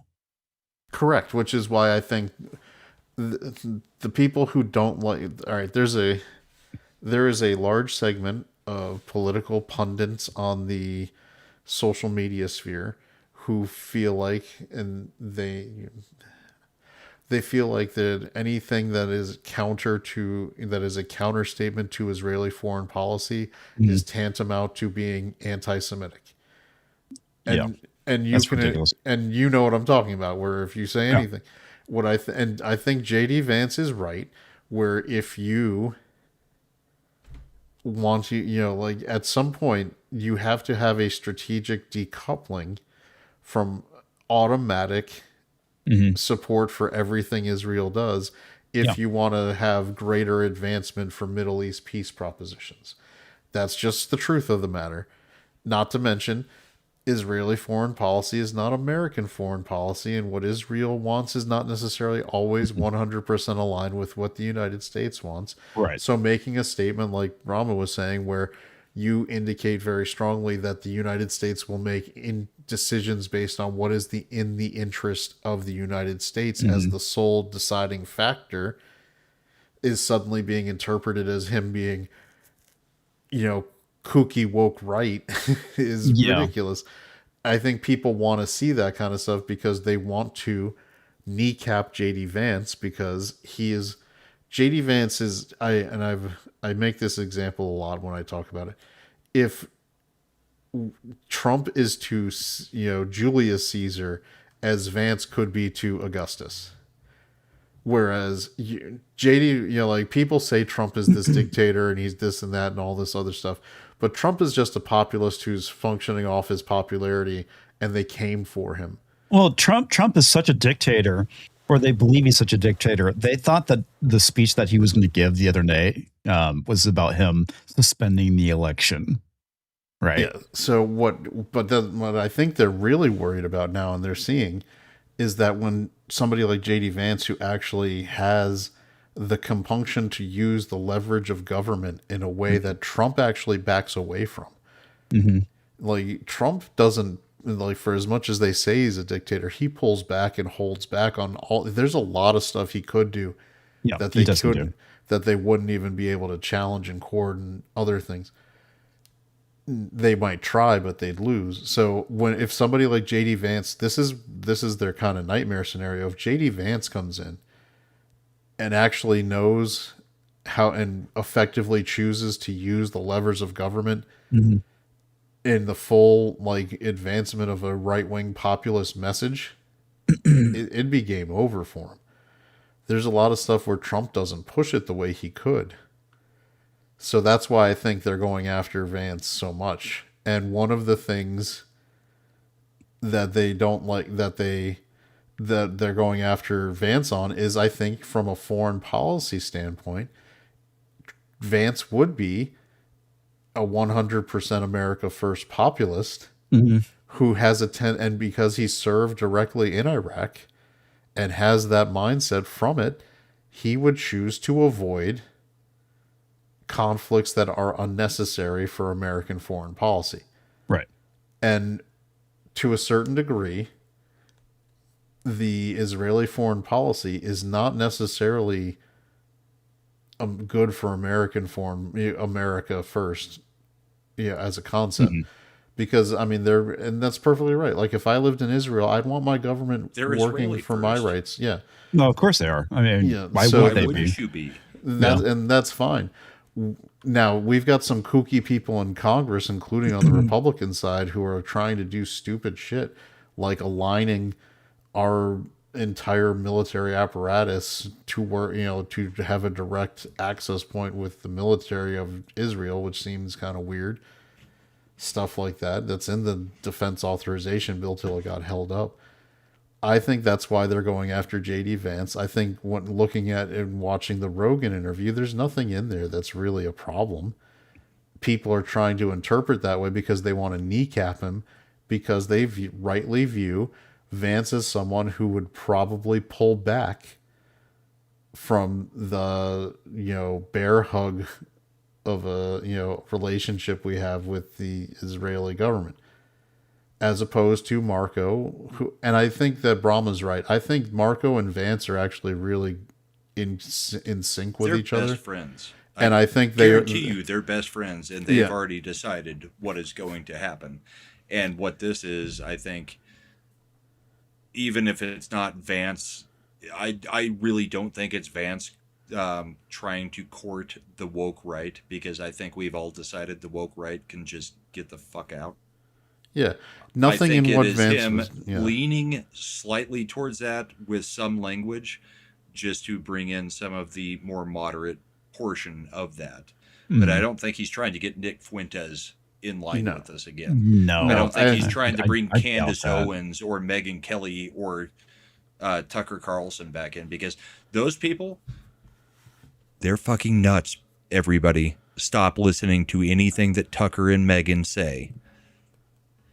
Yeah. And that's why what I think is, and we've talked about J.D. Vance's skills before, I think Vance is smart enough to not alienate people if he can say things without doing that. And they're normal. They're normal statements. Thinking people. Yeah. Yeah. So we don't have to be. I'm not saying we're a tool of Israel. I'm saying what everybody on that side thinks is we're a tool of Israel. And I think what he was calling out is, we're not doing anything on behalf of another country. The other country has its own things, like Chad was saying. They're going to do their thing. We are also involved in this action in Iran. And it's a messy situation. You've got 3 or 4 different factions that are coming in. But at this point, I mean, the Abraham Accords and Iran going nuts against every one of their neighbors, nobody likes them. Right? I mean, we're going to nuke them into the ground, not with actual nukes, but they will not have the uranium. Trump has made that clear. If it takes a year, it takes a year. Is it more than the 4 to 6 weeks? Yes, but I think we accomplished a major mission there. And if we're just playing, gatekeeper to the strait at this point, I still don't think we're in a war in the actual terms of like, we've got people on the ground doing crap all over the place. I am extremely saddened that we lost 2 more service members, but they're going to pay out their ass for that. Yep. So, I mean, that's my thought. I don't think It actually bothers me a lot because I'm not in any way part of what the woke right. But at the same time, I think I've made it clear that we've got a lot of tape, so to speak, of me being very hesitant to allow American foreign policy to be subject to being directed by another country. And that's where things sometimes are divergent. Like when we signed the initial ceasefire agreement, by all accounts on background, Netanyahu and Israel were really not in favor of any way, shape, or form. Now I think Trump. We knew that, yeah. And I think Trump wasn't blind that Iran was not necessarily, negotiating good faith. But here's another thing we talked about too. Every week, Venezuela's pumping operation gets further along, and they can pump more and more oil. And so buying that, 20 plus days of, there's a reason oil isn't spiking over $100 now. There is, from a supply standpoint, and I know people are not happy because gas spiked up. But if you look, because we started dropping bombs again. Gas has spiked every single time that it's flared back up, and every time we've said we're trying to enter into negotiations, gas drops. And that's the fun. If you look at you could be making hundreds of thousands of dollars right now if you could just figure out when things are actually going to happen. Like if you ran a teleprompter. I mean, honestly, the whole thing is Iran is never going to be a good actor. They're never going to actually enter into a real treaty. We all know that. They've been trying pretty much. Their whole thing is, we want Armageddon. We're going to try to get Armageddon.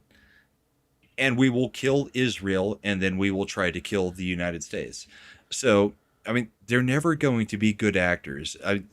That's the only part of this that is sticky situation that I don't like, is this is the only one that should have been a regime change. But none of us had the intestinal fortitude to make this a regime change, because this is the only regime that should probably be wiped off the face of the planet. Here's the problem: they didn't rise up, so fuck them. They rose up before. No, they didn't. There, no, that's they the didn't. Problem. No, they 36,000 died. If they want, and this is, I'm not for nothing. The numbers are, if they wanted to, they could overthrow their government. They didn't. Look at Russia in the late 80s going into the early 90s when they overthrew the Soviet Union. I think we've given them all the chance that they should have been able to take. Yes. Well, that's what I mean. If they want regime change, the Soviet Union wasn't overthrown; it collapsed. There's a big difference. The IRGC is still fully in command of the people. They just don't have a military to do anything against us. I think that's the difference. I mean, it's not everybody starving and nobody has anything. I think the people in Iran, the actual Persian people, just don't really stand a fighting chance. But that doesn't mean I want to put boots on the ground there either. Right. But if any regime needed to change, it's the IRGC. So, all right. Well, it's so messed up. How do you do it without boots on the ground?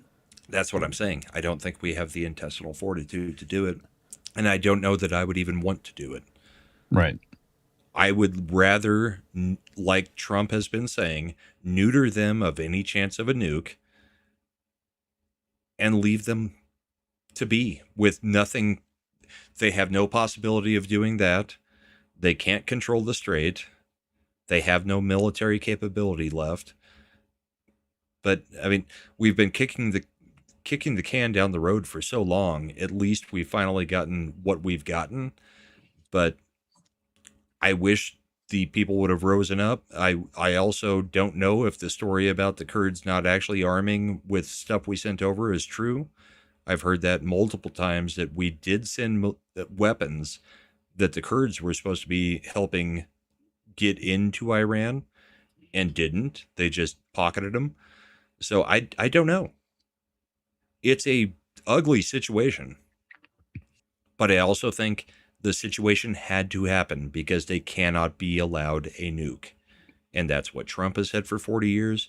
And I think from the beginning of this situation with the Ayatollah and with the IRGC, everybody knew they should never be allowed a nuke. Well, and if the they 12th did, Imam it would thing, be all over for them. Yeah, the 12th Imamers, they're fucking crazy people. Yeah, I mean, they want it to end. Right. That is what they think brings about their Messiah. Well, I think the you other thing start too Armageddon. is if they were to fire an actual missile, it would be all over for that country, right? I mean, we would shoot the missile down, and then they would get evaporated. Right, but that's where that's why there's a little Satan and a great Satan. Yeah. The little Satan gets nuked first. I mean, that's Which kind is of the Israel. thing with me and Israel is, yes, I don't always agree with Israel's politics, but I do agree that Israel is keeping most of the crazy freaking Islamists targeted at them first before here. Right. Now, that could be a little bit different after the amount of people we let in over the borders over the past few years. I don't know. But I mean, the goal has always been eliminate the little Satan and then the great Satan. Well, one of the biggest fears that people have had when it comes to terrorism isn't so much a nuclear bomb as much as a dirty bomb. Dirty bomb. It's still a nuclear bomb, though. It is, but it's not a nuclear bomb. It's not a warhead. It's not. Yeah, that's what I'm getting at. Like from a strategic standpoint, if you're a small country and you can only get 1 or 2 nukes, the absolute smartest thing wouldn't be dirty bombs. Super Bowl and State of the Union. No, it wouldn't be either of those things. It would be detonating in the atmosphere over the Northeast and taking out the entire power grid. The EMP effect. Yep, because the grid damage goes down instead of one nationwide. city, you would take out the entire northeastern corridor, and it would be months to bring it back online. So the amount of damage at this point, I don't think it's even the northeastern corridor. I think it's also tied in, and we have done so much to screw our grid that it probably cascading effect deletes every portion of our grid. Yeah, I mean, what was it? It's probably 20 years back when the blackout in New York took out like the entire like New England zone in New York went dark because of one power plant having issues. And or the attack on one transformer, I think in Texas a few years ago, where a quarter of the state went black because of a transformer getting shot by multiple shots. I mean, it's very, very vulnerable. Zephyr, that's what I'm saying, is the 12ers are bad and that Iranians are not the same as Persians. I mean, like the Iranians now that are IRGC are not the same as the Persian people.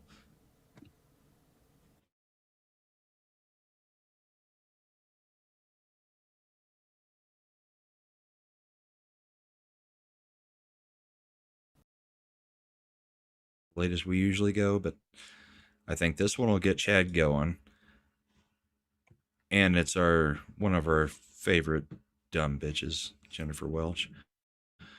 Oh God. And her friend, who I think this is actually the Angie Sullivan chick talking instead of Jennifer Welch, which never happens. I don't think I've ever heard this woman speak on any clip we've ever done, but I think Chad will especially love it.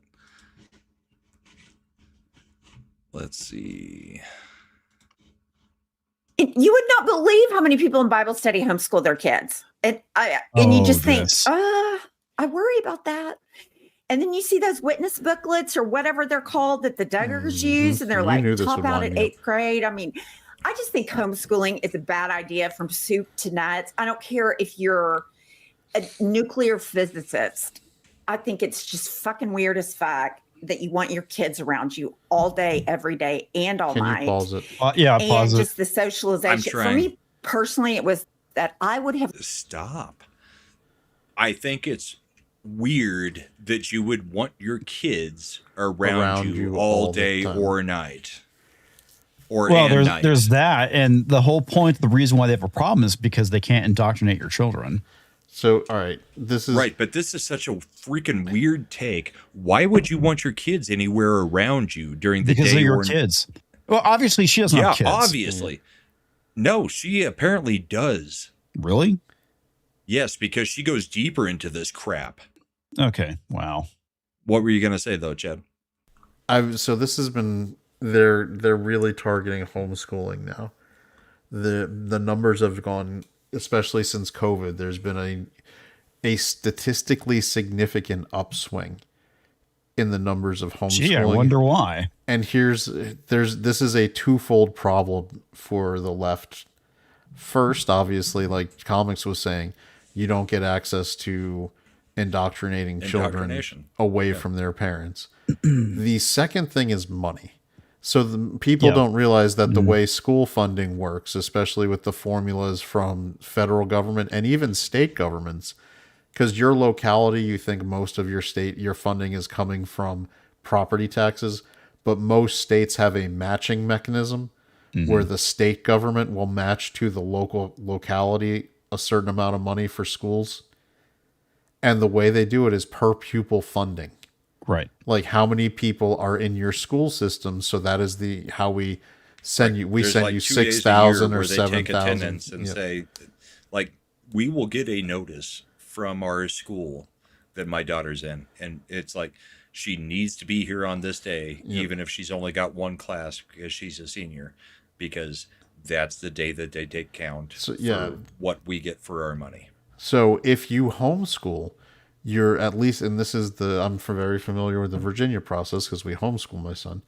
You have to provide notice to the school district, the school system of your county, that you are homeschooling, and and therefore the child is not on the rosters. They're not subject to truancy and all the rest, but they are also not counted towards funding.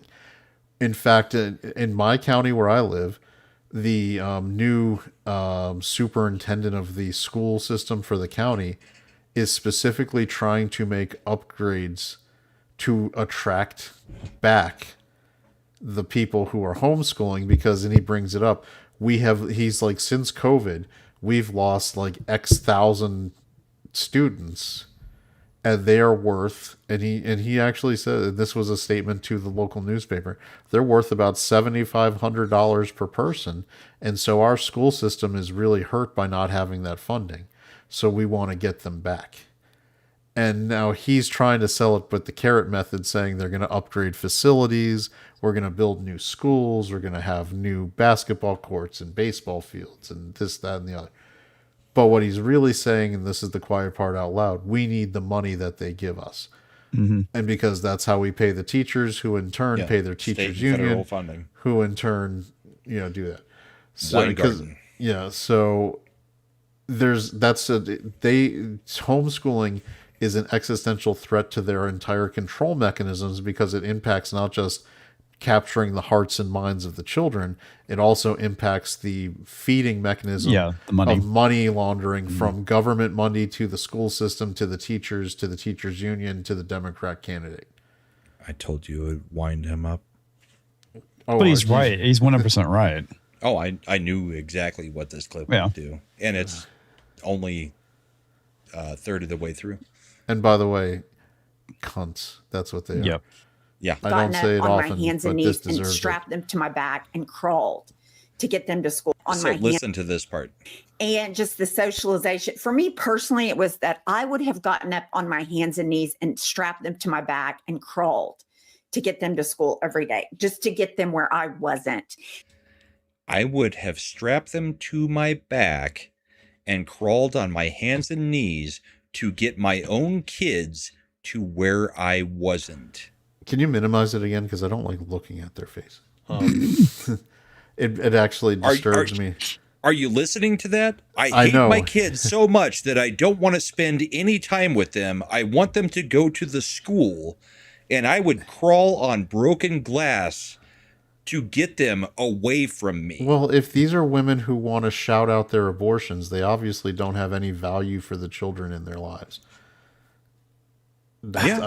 Pretty fucking valid point, dude. How fucking sick do you have to be to say that though about your kids? So, and all right, so this, and all right, this is now the next counterpoint, because I get this live in my real life where people question, like, homeschooling. Aren't you afraid your kid's going to be weird? Isn't that just for, like, they don't cult socialize? There is more are you smart enough to be teaching them anything? So, all right, yeah. So let's. I'm going to address the. I know what Brahma is doing, but I'm going to still talk because about it. My child is more socialized than kids in public schools. The difference is he's not bullied. He's not surrounded by an environment I don't control. Where my wife and I, socialist, where they socialized. He is. Well, he's not being socialized in socialism.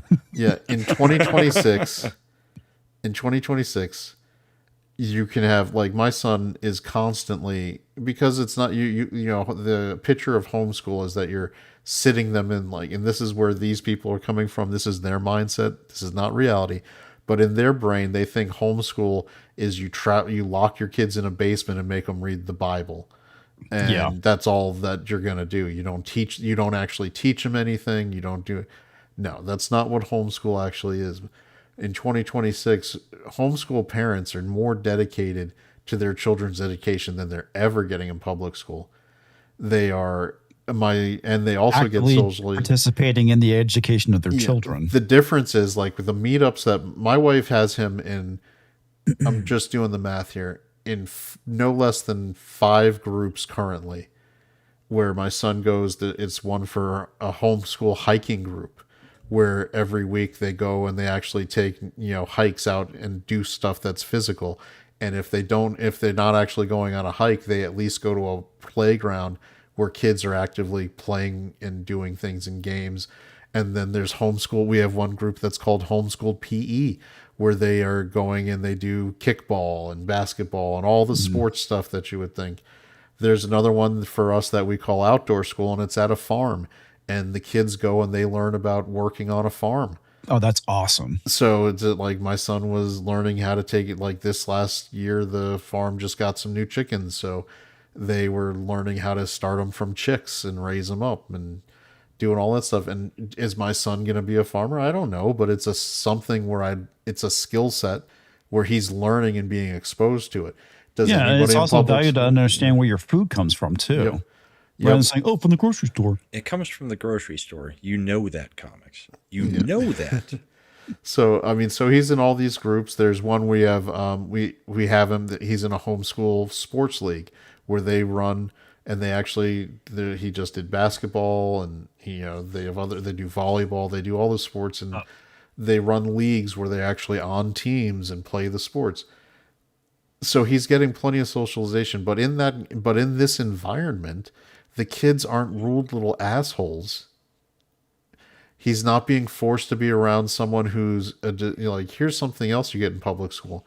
If someone is in there being, quote, and this is something they say in public school systems, quote, mainstreamed, meaning they have emotional disturbances or major mental health issues, they can't take them out of the classes, even if they're disruptive and or violent. Mm-hmm. Well, they put everybody on the frickin' spectrum. Yeah. It used to be called personalities. Now it's a spectrum of autism. Yep. Yes. Like, I have a very addictive personality. I think we all know that, with drinking, smoking, even YouTube, doing it 7 nights a week and cutting back down to 3 or 4 nights a week. But, like, I got into it and I went full bore. That's addictive personality. I mean, you've got culture who cannot have certain layouts on the screen without its obsessive compulsive disorder, right? OCD. I mean, but those also were just part of your personality before. Now we're all on this spectrum of autism. Everybody has a superpower, and that superpower is what level of autism you're in. Meanwhile, actual autistic people, like I had 2 friends in school that had people actually have autistic, siblings, like nonverbal. They never spoke a word in their lives. All they could do was grunt and make sounds. Mm-hmm. And if they went completely crazy, screaming and yelling, You didn't know why because they couldn't tell you. That's what I consider autistic. Or you never make a sound in your life, period. You can't even grunt and groan. Not that you're mute, but you just never develop verbal anything. Right. Well, I would consider that autistic. Asperger's is also a thing, right? But Asperger's is Asperger's. It's not a spectrum of Asperger's. Asperger's is a syndrome, or whatever you want to call it. That's different than being fully autistic. That's different than the stupid spectrum that we try to bring up where, okay, I have some weird compulsive tendencies where like I will jump full bore into things. I got onto YouTube, I jumped full bore into it. I got into bourbon, I buy a ton of different bourbon bottles. I'm, a little bit obsessive about it. But I also just have normal ways of expressing myself and normal ways of thinking. Right. I have an addictive personality. That is not what I would say is on a spectrum of that's not Asperger's. It's not autism or Asperger's. That's something completely different. But that's what we have grown into over the past 15 years is especially Gen Alpha and Gen Z. You got a touch of the tism. And it's like, no, I don't. I have a personality. It's made up of multiple components. One of them may be addictive personality, and that may be a disorder on some scales, but it's still just a personality trait. Like, well, I mean, there's lots of things that we say autism as more like a joke, like weaponized autism, stuff like that. Sure. Which is often OCD and stuff like that. Yeah, exactly. But I think some of that more is personality disorders, not autism or personality traits. It's not autism. So here's what I think, and this is something I think Brahma's getting at, and I'll phrase it my way, which is, in the old days when we were kids, there were lots of kids who were a little weird. Yeah, and it wasn't because they were the kid who picked his nose and ate it. Everybody kind of avoided for a few years. Then he grew out of it, or got normal, or he got weirder.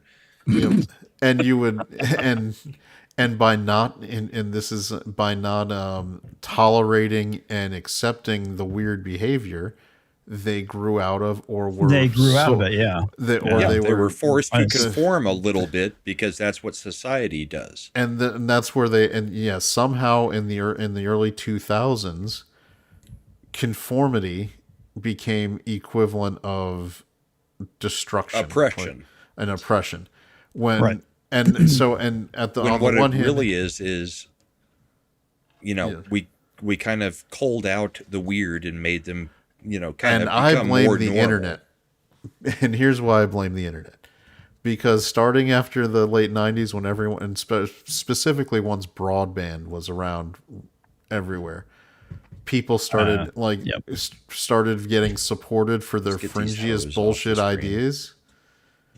And so they were like, look, I found my people. No, fuck that phrase. Well, okay, it's like the idea of the village idiot suddenly finding other village idiots, and suddenly they have a group. But it's that's also when all you the see kids' books and young adult books that are like, autism is a superpower. Let's go. No, it's not. Like, no, disabilities and things like that are not fucking. It's not the worst thing that can happen to you, but it's not a superpower. Yeah. So let's stop trying to claim things that are bad for people as a superpower.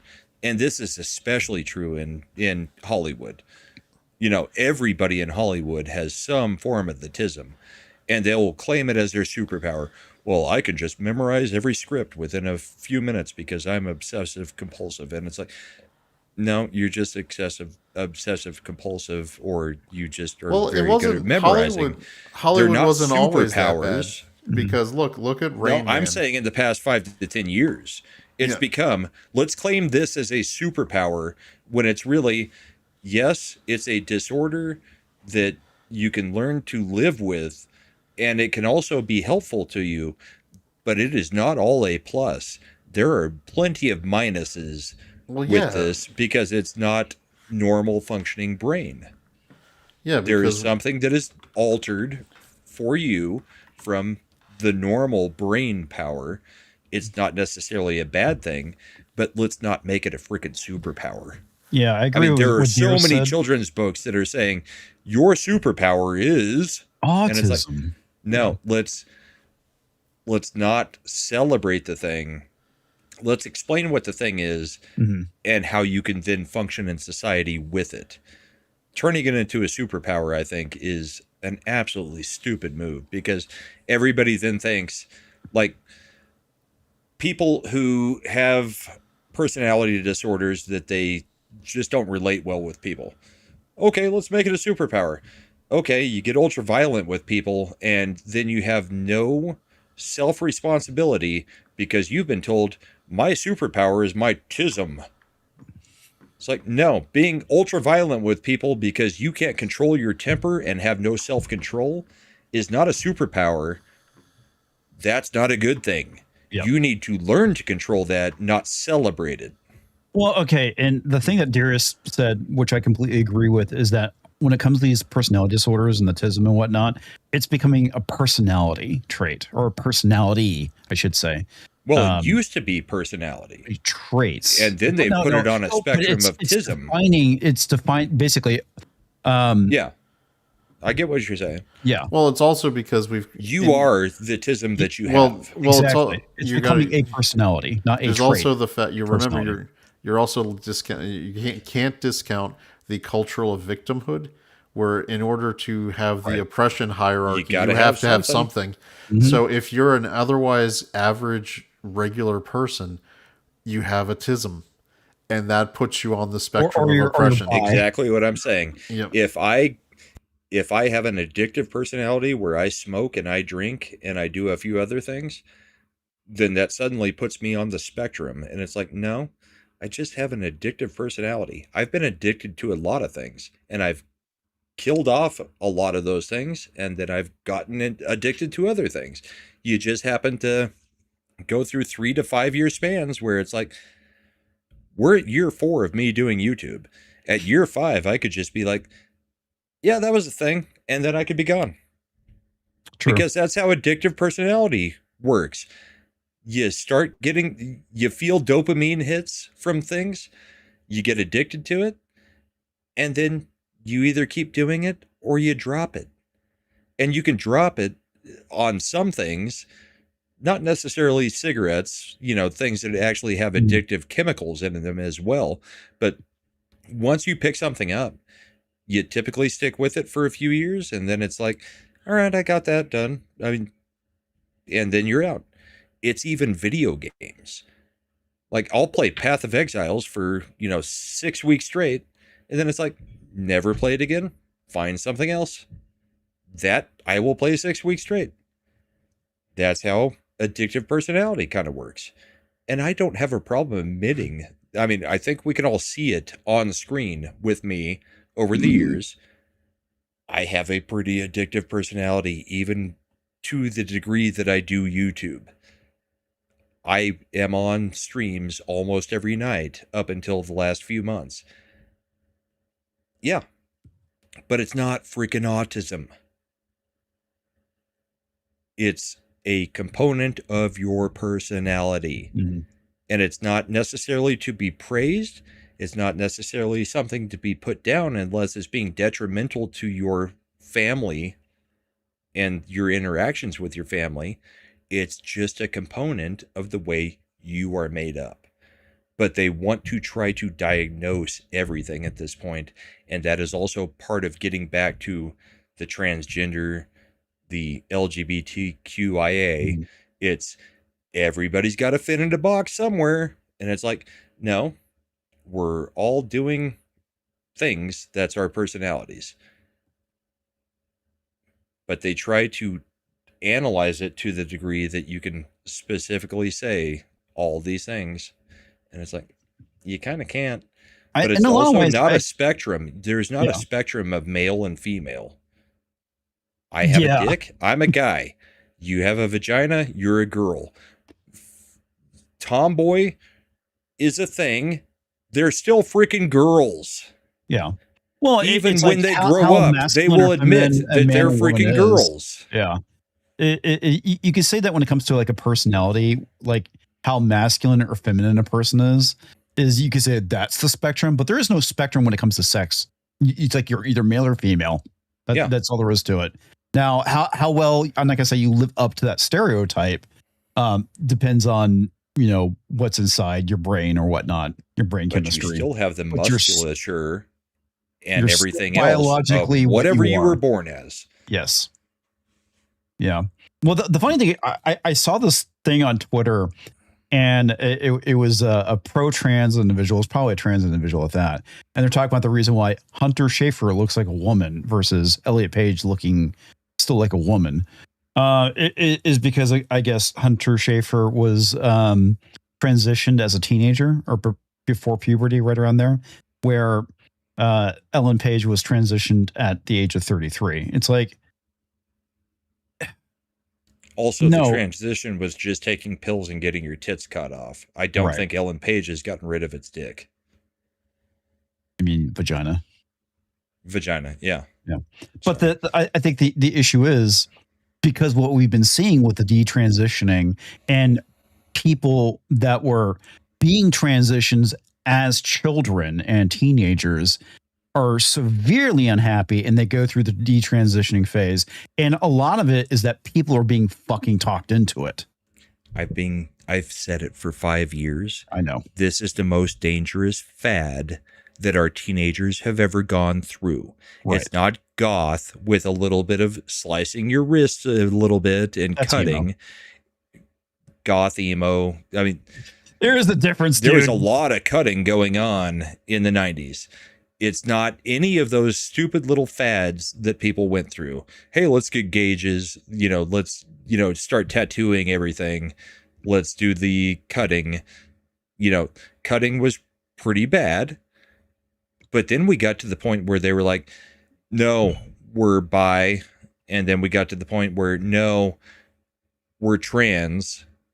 And it was a fad that has been going on for 5 to 8 years. And they're all going to be feeling very bad about it afterwards. Especially anybody who went through anything that was taking chemicals, taking pills, doing any of it. And especially if you cut off your tits or did anything else. I don't think there's that many kids that are cutting off their dicks. Because I'm not sure that is something we've gotten to yet. But I guarantee you there are girls who are cutting off their breast. And that's fucking awful. At the age of 14, 15, 16. Yeah. Because we know about it. But it's a fad to try to fit in with the group at school. Because everybody needs a group. And it's like I've said. At this point, almost every teenager feels the need to be anything in the alphabet mafia. So there are so many that are just claiming to be bi. Even if they're not bi, they're completely straight. Just because you have to have the acceptance of being in the mafia. It's messed up. But I do think it is a fad. Oh, no, it 100% is a fad. I remember it being called trans trenders for a while back in the 2016, 2017 it's time like period. Lipstick lesbians in college. Yeah. But the thing is, like, what you're pointing out is, like, with being goth and punk or whatever, you can take the clothes off, you can remove the piercings, you can't undo the damage of being transitioned. Right. And that's why it's the most dangerous fad is you can stop wearing white bleached out skin makeup, but your tits are still gone. Yeah. Exactly. Well, not even just that, just the fucking hormones that they're giving. The hormones make you sterile. Yeah. If you never go through puberty, you're never gonna.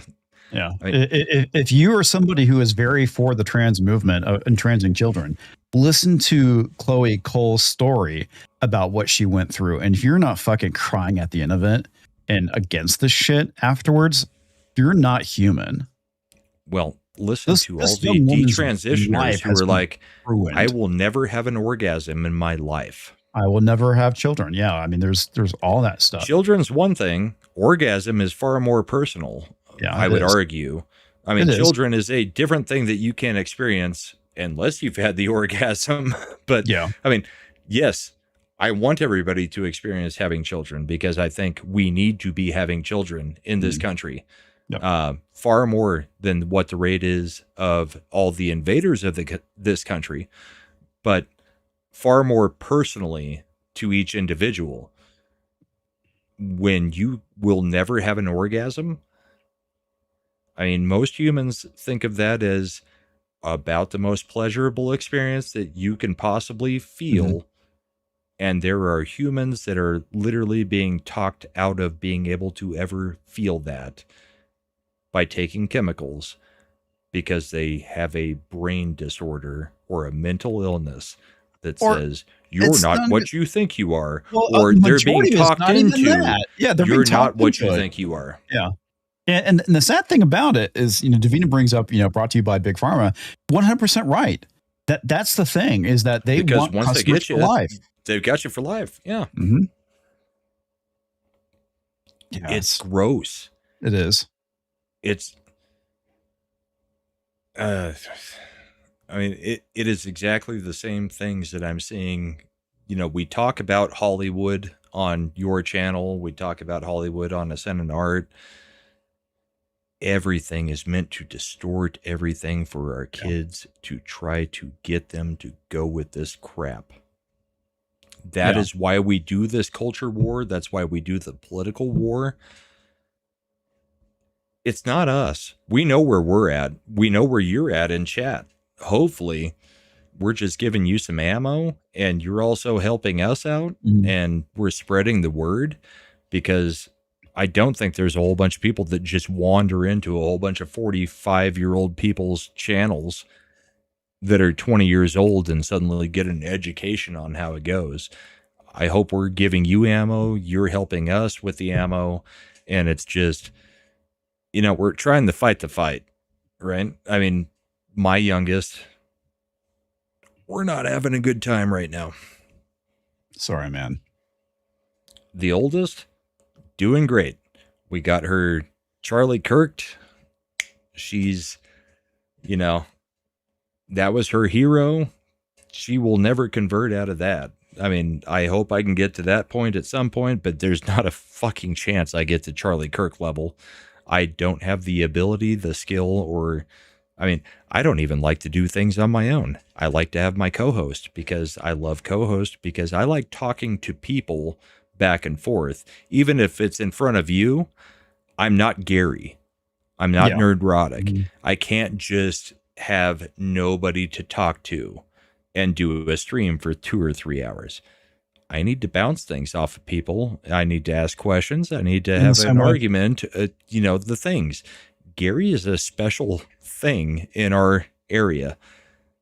And that's not even the political area, although he's gotten to that point to a degree. But we're doing what we can, right? And we're having fun doing it. I mean, ultimately, we have chat here. We love all of you. We get to know each other here on the streams, Chad, Comics, me, Mad. It's been 4 years 4 years with most of you guys. And it's just like, no, we're actually friends now, but we also have things we discuss, argue about, especially me and Chad on most movies.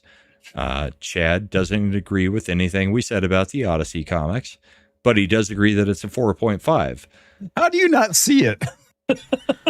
I don't know either. What are we talking about? About why the feminist slant and the current day slant. I mean, I told you that this movie is 100% a deconstruction of a soldier dealing with PTSD. You also said you had no problem with any modern day language. I don't hear it. There was no Riz or no Cap. It's just converting it to English. I mean, they did literally one of the first 3 lines of the movie was deconstructed black language.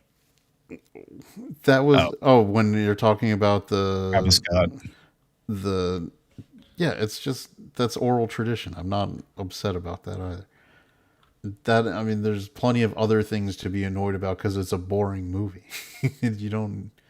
Oh, it's definitely boring. It's definitely a boring about the movie. most boring movie I've ever seen.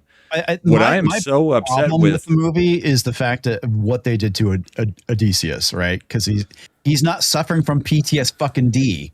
You know, he's reveling in everything. He was proud of what he did in Troy. Yes, he did. He was. He won the freaking battle. He's not just going and huddling in a corner and hugging himself going, I've got PTSD because I'm the one who won the war that we stayed there for 10 years for. His flaw, his Achilles heel, I did there, is his arrogance, is his hubris. That's the main theme of the arrogance, Odyssey. hubris, cleverness, humor are the four main character traits of Odysseus. We get none of them. Yeah. We don't get clever. He's not clever. We don't get arrogant. We don't get hubris. What do we get? We get him being, I feel sad. So bad that I actually, let all these guys in to what Nolan shows as just slaughtering people in the background and raping women and children. Well, the funny thing is, if you saw the final outcome of Troy, you would think that the city consists of two types of people, soldiers who are male, and apparently the rest of the population is women. Because and that's children. I honestly, I don't remember seeing children. children. I don't remember seeing children. I just remember seeing a lot of women getting killed and abused. Are we talking about in Nolan's one or in Troy? In Nolan's one. They were showing regular people getting killed. It wasn't just women. Now they highlighted a lot of the flashbacks. They showed a lot of male soldiers getting killed, but I don't remember seeing male civilians getting killed. I just remember seeing women. In the flashbacks, they're sort of restricted to a specific zone, which was when they initially take over and they're taking out the guard, the watch. Yeah, that's what I'm talking about. And then when they go to the Temple of Athena and take out the priestesses. Which is not a temple of At the Athena, end. it's Poseidon. But that's beside the point. I'm just, I know. mean, it is, I know. It's just that. I mean, I would like the biggest complaint I would have in terms of some of the changes to the source material was removing the conversation with Achilles and switching it in. Well, okay, which is why one of the biggest issues with the story is swapping out Poseidon for Athena, because the horse thing doesn't make any fucking sense at that point. The reason why they were able to pull off the Trojan horse is because the horse is one of Poseidon's animals, which is the reason why they made it as an offering to Poseidon. But they also did this in the dumbest freaking way possible. Yeah. Nolan tries to ground things in reality, and then he has a horse that takes what seems like 2 days to drag it to the gates, when in the actual poem and everything, any other portrayal, it's at the gates. That's where they leave it. Mm-hmm. But then you have the sin of John Bernthal being like, there was so much piss and shit in this horse. And then the tide came twice, and we had all of our brethren that were just drowning in it and died. And it's like, why the hell would the Trojans have hauled this thing for 2 days up to the gates and into the city when it should smell like absolute shit from the shit and dead people and the dead people being stepped on and stomped into crap because the thing is vertical? And why would you have built it in an area where there is a freaking tide? Why would you not have put it above the tide so half your guys in there don't just die within the first day because you don't know when they're coming? Nolan, who thinks himself very authentic to real life, proved he does not have any actual idea in this specific instance of why nobody would do anything like that. No, we're not just going to sacrifice everybody in the freaking bottom of the Trojan horse. And also, why would the Trojans bring everything in, or the Trojan horse into the city when it smells like dead people and shit without actually inspecting it?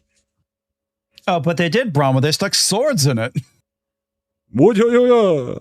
I know. But yeah, like I said, the whole thing. There's common sense problems with this movie. Well, yeah, there's common sense problems, and there's actual problems because, like I said, the Poseidon's one of his animals, is the horse. His sacred animal is the horse. I mean, it doesn't make any fucking sense. I want to say like Athena's is the owl, I believe. From Clash of the Titans, I think the mechanical owl was supposed to be Athena. Yeah, but dealing with her, right? Yeah, or with him. Yeah. But the whole thing is the fact that it doesn't make any sense. Why would you make an offering of a horse to Athena? I mean, why would you remove Poseidon, other than the fact that you wanted to have the PTSD imagery of Zendaya being a priestess with Athena? The horse offering was because Troy was famous for raising horses. Because of Poseidon. The Poseidon wasn't a patron god of Troy. It was Apollo and Athena. That's historically what. But Athena was who was backing Odysseus. Yeah. And the Ithacans the whole time. I don't think so. Pretty sure in every version, Athena is who Odysseus has the most contact with, including this one. Yeah, it's Athena. Yeah, she turned against him. No, she basically helps him the entire time. Her and Hermes are the two gods that basically aid Odysseus throughout the entire Odyssey. So here's what I think happened with the Odyssey with Nolan, because he wants to get rid of the gods so much. And I could be misremembering because the movie was so freaking boring that I did not really pay that much attention. I tried to take notes. I still think it is a situation where Odysseus is on drugs the whole freaking time he's recollecting this to Calypso. So everything with the monsters, gods, anything that happened was him under the influence of the lotus. And then finally at the end of the movie, Calypso is like, yeah, you need to go home. So he goes home, he drowns, and he washes up ashore. That's the last time he sees a god or goddess, Athena, is right after he wakes up from being drowned. That's not so true. I think Nolan and the monsters. No, the last time he sees Athena is when he's talking to his wife. When? He's in the movie. Okay, you are correct. It is. No, I'm asking you when. I was wrong. In the movie, when after he shows up as the beggar, and the wife calls him over to ask if he has seen Odysseus when he was at Troy, he sees Zendaya as Athena sitting next to him, because this is where you get the reveal that when he's doing the flashback, Zendaya was one of the priestesses that was executed right in front of him. And the context of who Athena actually is in the entire movie is that she is the personification of his guilt for the murders that took place as a result of him breaking guest right. And it's an exploration of his guilt and PTSD. On the PTSD. I think Nolan's trying to erase gods and any kind of fantasy. No, I think drug out of the whole freaking movie. I think what he's all right. So now since we're doing full fucking spoilers, what this movie actually is, it's a 3,000-year-old book. Is what he's using it as the basis for an exploration of a soldier dealing with the guilt of his actions during war, and that's what each of these things are. It's about his guilt. The reason he wanted to hear the siren song was because he wanted to be punished. This whole thing is about Odysseus coming to terms in the movie. They're making a big point about guest right. It's the holiest rule that they have in their entire culture, and he destroys it. That's why, like, the people coming from the sea, the whole context of these violators of guest right, that's Odysseus and his crew. Now, that's not the original story, but I'm telling you, this is Nolan's movie. No, you're right. That's 100% the case. I mean, so it's also a bastardization of Christianity with the Golden Rule. No, but it's not a bastardization. He is saying that he is punished and he has broken the sacred rule, which is the Golden Rule. That is why he's most upset with himself. Odysseus? Yes, because his method of taking down Troy was making an offering of peace, which is in the same vein as guest right, which is you don't make war when you do these things. There's sacred rules, and that's where Barenthal's character comes in, because he is also representing the guild coming in, where he's like, we broke the rules. Like, there's no, like, they're all dealing with the consequences of what they did. Clytemnestra killing Agamemnon because he sacrificed their daughter to the gods, and he was the one who oversaw taking down Troy, the stuff. Now, this is Nolan's version of the Odyssey. I'm not saying this is Homer's version of the Odyssey or any. I think it's Wilson's version of the Odyssey. But yeah, well, sure. it is.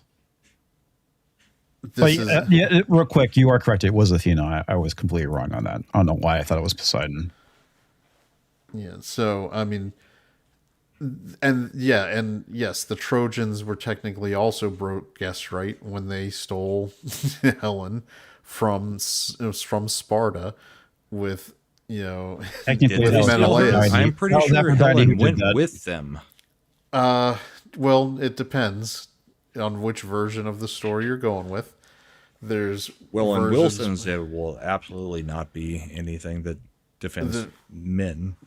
There's the versions where she went willingly with Paris. There's the versions where she was kidnapped by Paris. Well, she was willingly effing Paris either way beforehand. Well, okay. If you go with the Iliad version, is the whole thing with the golden apple, and you have the goddesses go into Paris saying, who should get the golden apple? And Aphrodite's like, I'll give you the most beautiful woman in the world. And Paris is like, hell yeah. Yeah. So that's how he ends up with Helen. and then you've got if you go with the further historical epics and you go with the Aeneid, you get more context with where the ultimate revenge against the Greeks was the Roman Empire as founded by the descendants of Aeneas, who ended up conquering the Greeks. There's all sorts of who did what where to whom. Right. What Nolan did is he likes to think he can make movies about big ideas. The Odyssey is an explorer. I didn't like it. I gave it a 4.5 because I said it was competently shot, but it was boring. But you also, I can also understand. See anything that was feminist? I didn't see what you were talking about, where everything was a feminist screed. I guess you could go with Circe and her part, but that was also, if you listen to it, was a thing about the people from the sea. It was, again, an indictment specifically of Odysseus's crew and what they were allegedly doing on their journey back, which was just coming in and taking. Well, okay, but they didn't show that. One of the issues too that was changed was the fact that when they initially leave Troy, they go and they try and raid another area, and because it was still people that were aligned with the Trojans. So, and it ends up failing because Odysseus went to leave, the men didn't, and they basically got reinforcements and they lost all the loot. But they changed that for the movie to make it fit the sea people narrative. It's like, no, he was literally still fighting not necessarily the Trojan War, but basically fighting the Trojan allies on the way home. And then you get to Circe, and when all the crew gets to Circe, you've got the guy who they pretend like he's just gonna rape her, even though he's not trying to do anything. When did they pretend she was gonna? No. She was, all right, she's a woman living alone. She literally is like, just take me if you have to, blah, blah, blah. Oh, like, that's not his... I don't like defending this, but God damn it, if you're a lone woman in that era of history, yes, if a man shows up with a crew of people and they have armor and weapons, you think you're going to get raped. That would not be a crazy thought to have run through your brain. And then he's like, I'm not going to do any of that. My name is this, blah, blah, blah. And then you get the whole turning everybody into pigs. And she's like, well, this is what the people did to me and my people when they got here. The sea people, the sea folk. But when you look at the lawn that she has apparently slaughtered tens, if not hundreds, of people the same way and turned them into animals. That's what all the cats are on the way up. That's what every animal on that island is humans that she converted. And where's the proof that anybody did anything to anybody on those islands? All right, so she does. All right, look, she's not. I'm not saying she's not. She's a good person. She's a witch who kills people. I'm saying that to act like it's crazy to portray a woman being afraid of getting raped. She was playing it to lure them in. That's what she's an evil witch in the story. I'm not talking about that portion. I'm talking about the 70 sets of armor that they see outside her house, that she has done this before with no explanation that anything has happened to her people. No, but why is that even a thing? Like, they make her a bad character in this movie. She's not a nice person. They never say she's a nice person. I don't think they make her a bad person in this movie. I think. How did you not make her back? They show that she turned her sister to a Because she crow. literally says, "You sea folk have come and killed all of my folk and kin. That's why I'm doing this." There's no proof that anything happened to anybody around her.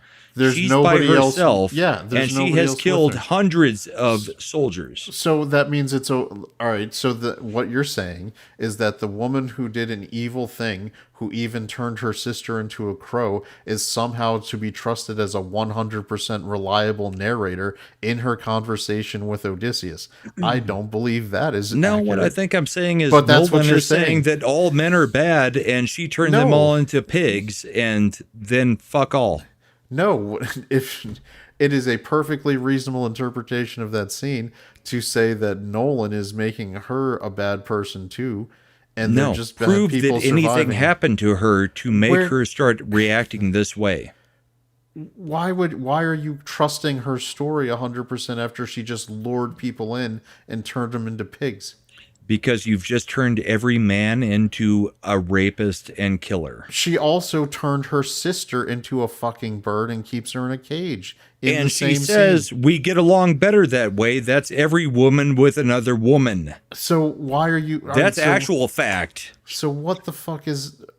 What are you saying? Why are you... Like, how are you interpreting this as making her a nice person that everybody should believe? Oh, no, I'm not making her a nice person. I'm saying she is lying through her teeth the whole time, and she killed every person that came to the freaking island, and her sister is the only one that she kept alive, but she can't even get along with her because women can't get along, and she sacrificed every single person that came to her house. Okay, so the issue is they're making the character a victim when she was never a victim. But in the here's story. but how are What we, happened to why her are- that she should be allowed to turn everybody into animals? What about that scene tells you that we should trust her victim narrative? If you look at the layout of the scene, she's lied the entire time till she gets to Odysseus, who's got a sword on her, and then she's trying to give possibly a sob story to him to keep him from killing her. So why should I believe anything she says? She's not keeping him from killing her. She's trying to keep him from killing her sister, who is a bird that she transformed into by holding its neck. Remember, he puts the dagger down and she takes and holds it to his throat. In the original, it's the reverse. I'm just saying, I don't. Did anyone in the movie wear Cersei against the duck? That's a good reference. Also, Cersei is ugly as hell. And she's so all speedy. the goddesses and attractive. semi-goddesses should be hot as fuck. I don't.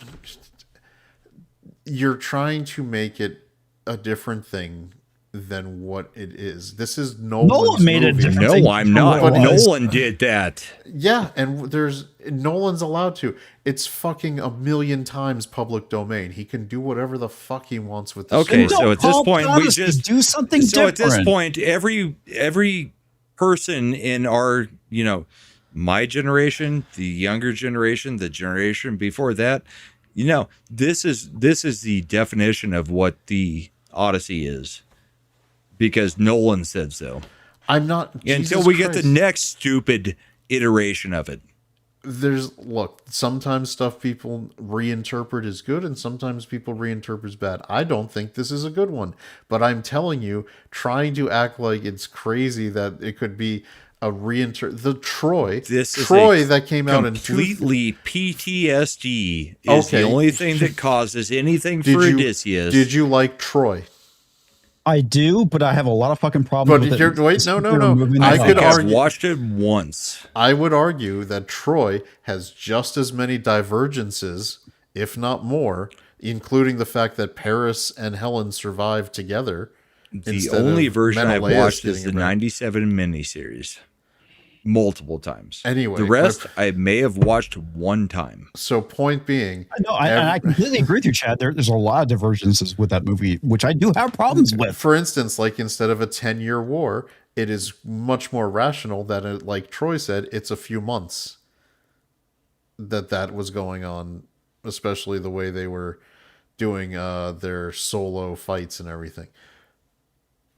Depends on the way you interpret it, because that's what. So it was 10 years before the fight happened. That fight happened in a few months, and then there was another 10 years after. I would say that generally speaking, most people around our sphere really liked Troy, and it was really fucking divergent from the original story.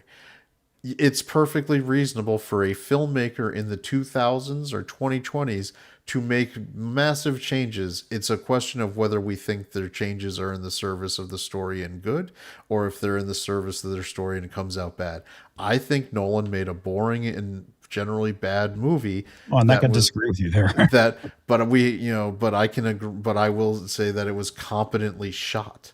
It was terrible. It was terrible sound mixing. Artistically, nobody's arguing with you. What we're saying is what he has done is undermined the fucking story to the point that it is just a feminist trope all the way through. It is not a fucking feminist trope. It is. It's about a soldier dealing with PTSD, and that's not feminist. That's just 2000s.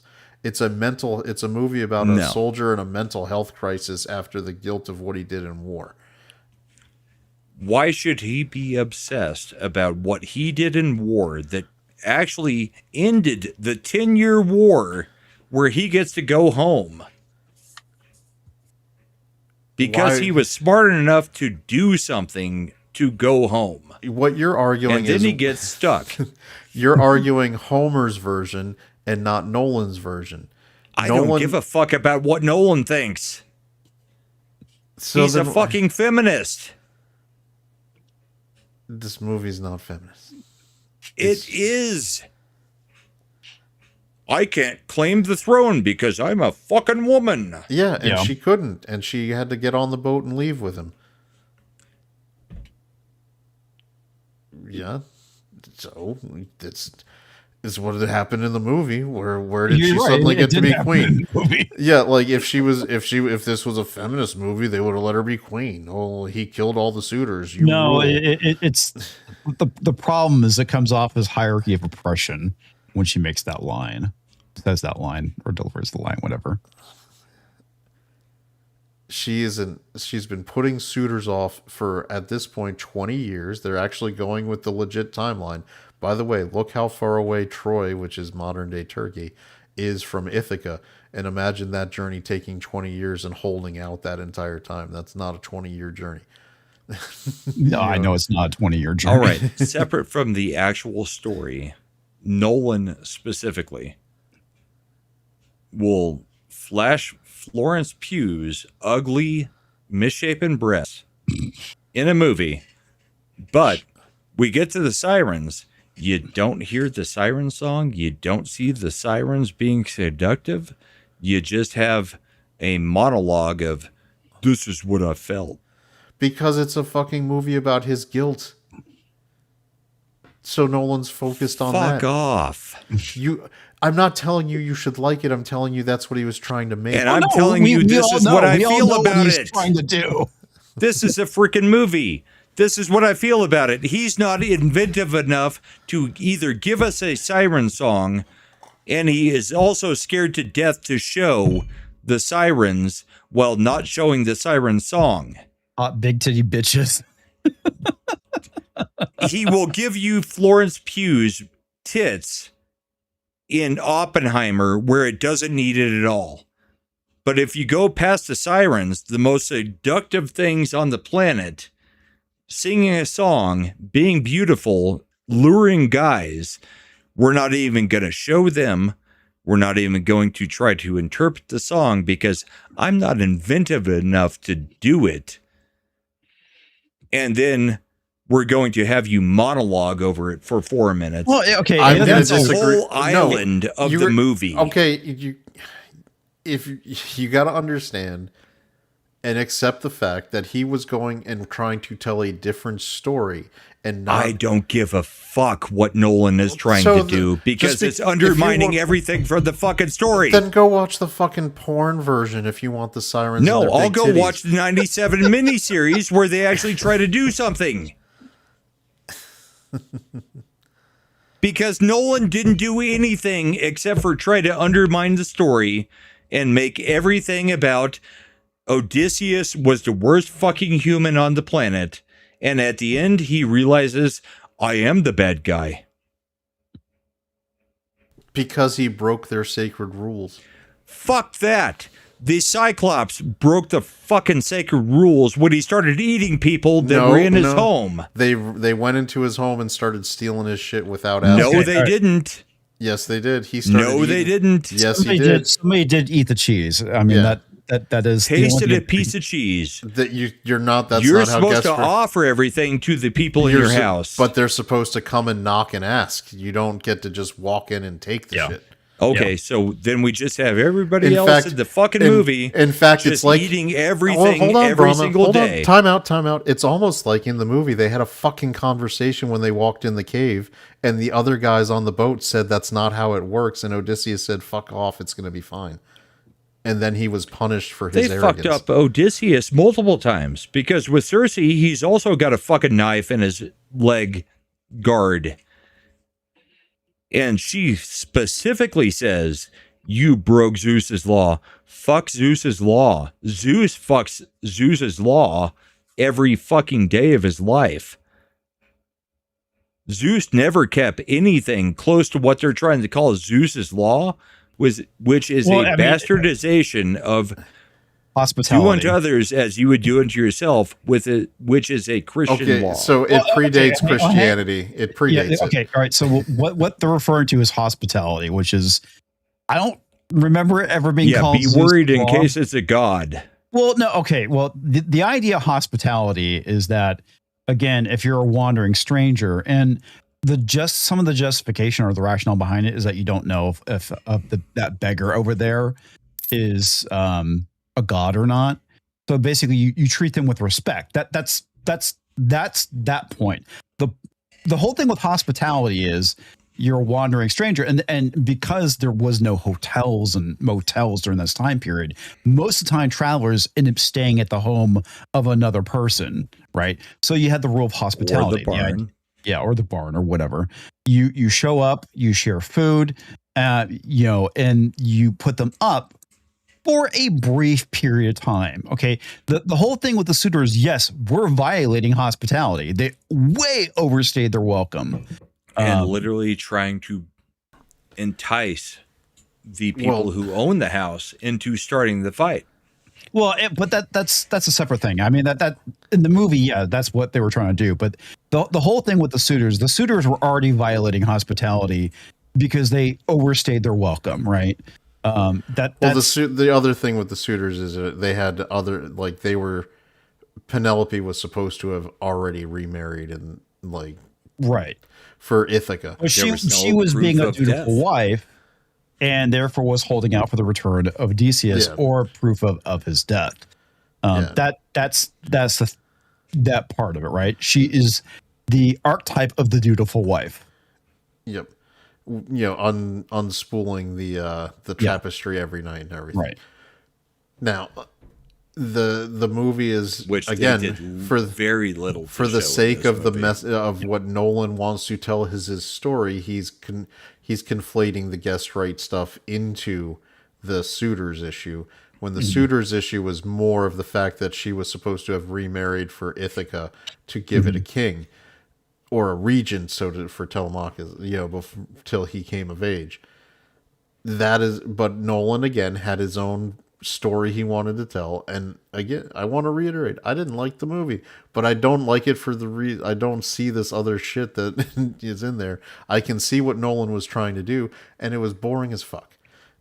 So that's I know that you don't agree with us on the points, and I know that you don't agree with us on the movie. I still think he's bringing in feminist tropes to undermine things, but he's hiding it very, very well. See, there are no male gods in this freaking movie, and Poseidon should be the biggest. There are no gods in this movie. There's gods. Athena all through the freaking thing. No, Athena is the representation of his guilt. Yes. She's the priestess that was murdered in front of him. Your interpretation of what they showed in one scene of the movie. No, I can also say my theory that there are no gods or monsters in this, and because he's eating lotus the whole freaking time with Calypso, that he's just drug-addled, recalling what happened to his men, and none of it happened, and then he just ends up back on Ithaca after he drowns. Because there's no gods or anything that happens while he's on the lotus. Which is also an undermining of everything that happens in the Odyssey. If you're going with what I think Nolan's trying to do, his time with Calypso represents basically being with a therapist to try to help him put his mental health back together to the point while where being he can drug-addled through the whole thing recalling everything through drugs. Well, is that so different than how we treat soldiers with PTSD in 2026? We don't give them medications and have them talk to a therapist? I get that, but it's like if that's soldiers what you want to do, decide don't use the that Odyssey. Somebody killed half my men, it's a freaking Cyclops. I'm saying he's trying to eliminate. What is Nolan's thing? Let's get it back to the natural order. Let's get rid of gods. Let's get rid of fantasy. Let's get rid of anything. I think Nolan is trying to use drugs to get rid of anything that happened. Well, the opening to any of his men, is and then time of apparent magic. Any magic, anything. I think he tried to, because Calypso should have been before Scylla, should have been before Charybdis or whatever it is. Scylla happens after Calypso. The whirlpool happens after Calypso, but in this movie, Calypso is the last thing he faces before he goes back home, and all his men are already dead. If you remember in the movie, he goes to Scylla and then Charybdis, and half the people die. So his crew is already dead in the book or in the movie. He goes to Calypso and gets stuck there for 7 years, screwing Calypso. And his crew still hasn't gone through Scylla and Charybdis. Again, you're trying to make it Homer's version when it's Nolan's version. No, what I'm trying to do is prove that what Nolan is trying to do is prove that nothing actually happened. He was on drugs the whole time. That's why he made him the Lotus Eater instead of having the Lotus Eater Island. And I would say that it is, again, a reasonable interpretation that his time with Calypso is dealing with the guilt of the war and his people dying on the way home, and he didn't want to face that when he came home by himself. I don't think Odysseus has any freaking PTSD from anything from the war. He was arrogant and proud of what happened in Troy. You are trying to say what the original Odysseus from the Odyssey was versus what Nolan was doing with this movie. Now, you can That's exactly what I'm doing, because I think Nolan's reinterpreting it to be completely the opposite of what happens in the freaking poem. All right. Odysseus was never ashamed of what he did to end the war. Nolan is like, no, Odysseus should probably cut his own throat, or put a bullet through his head, because he ended the Trojan people, and then he also lost all of his crew.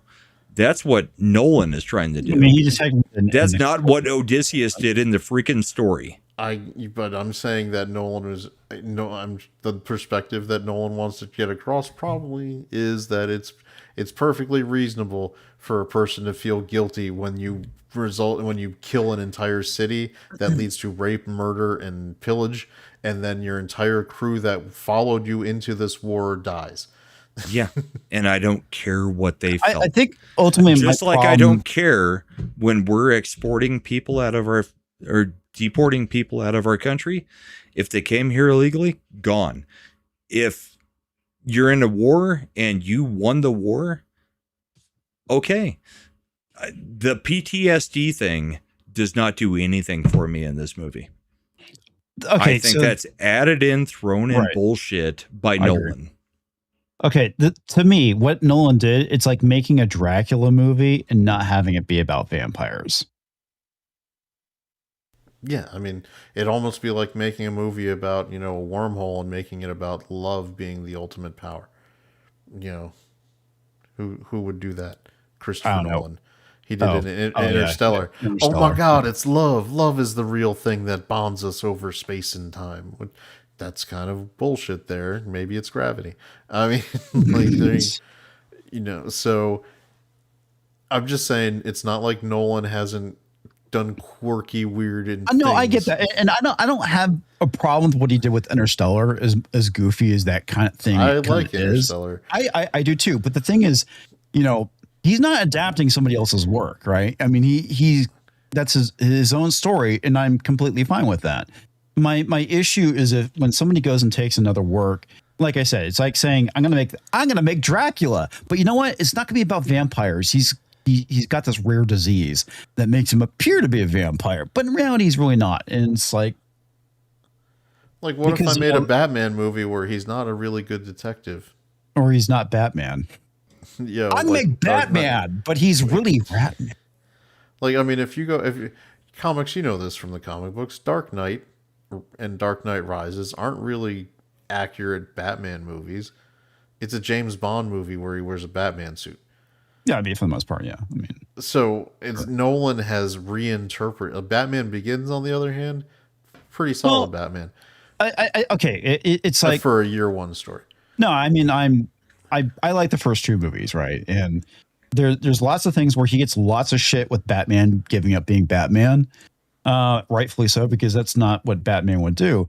And I'm fine with telling a more grounded Batman story because I don't feel like it violates anything. Because after all, Batman is a human. He's a person. He's not a superhero. He's not a metahuman, I guess. No to actual use the DC term. powers. Yeah, no actual powers. Right. His actual power is his detective ability and being rich as shit and money and being rich as shit. Right. What's your power? $8 billion. Well, okay, but there's also a meme of if you take away Batman's money, he's still Batman. Okay. Oh yeah. The best interpretation I've ever seen of Batman was the animated series version, and one of the nice choices I liked that they always did was when Kevin Conroy was doing the voice acting.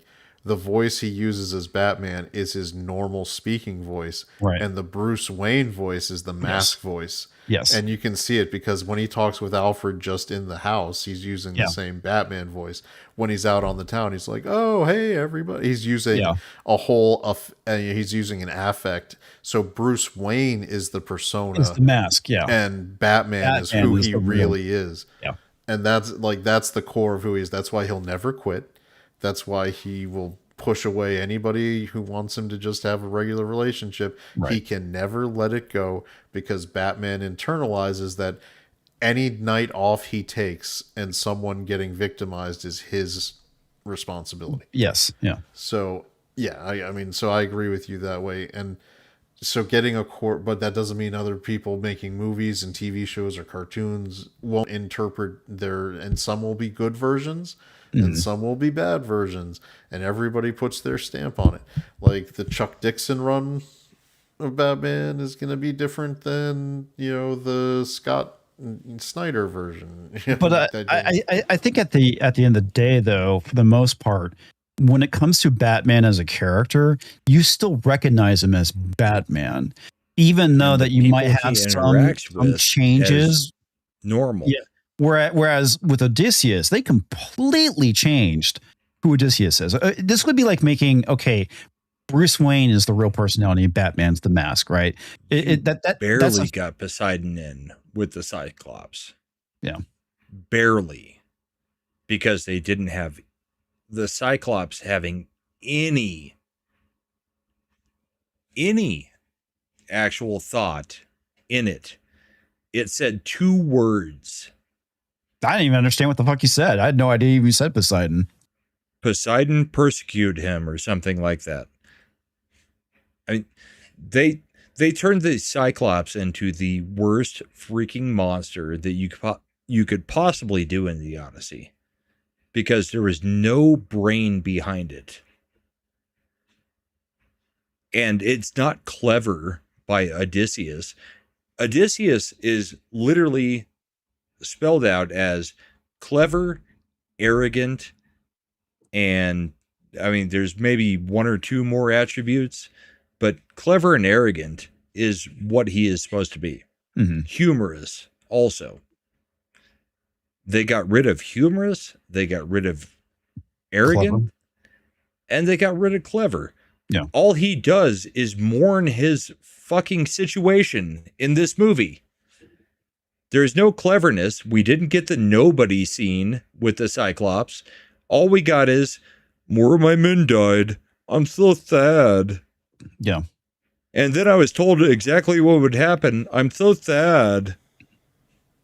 What personality traits does Odysseus actually have? And then he gets to the end and he's like, thump, thump, thump, thump, thump. I'm about to get killed. My son drops a knife through the ceiling. Hack, hack, hack. All in slow motion. Short sword. I don't give a fuck. Gladys, whatever term you want to use. It's not Gladius. It's all in slow motion. None of the action scenes in this movie, even the second island where they go and the giants start hacking them to death, it's all... Because he's not trying to make an action movie. It's a fucking action movie. No, it's never. No, he wasn't making an action movie. So you've got to. Chad, fuck off. When they're sitting there doing scenes where people are supposed to be getting hacked to death, if a sword is moving in 0.25 speed, nobody's going to be standing there to get hit by it afterwards. I don't fucking care what Nolan is trying to do. You either do action or you don't, and he did no action, and every single fight scene in this movie, I think there you got is a nothing case, happening. Brahma, you got a case of the supposed, because you think it's supposed to be this when it's not. If something is supposed to be happening at even regular speed, it should be happening at regular speed.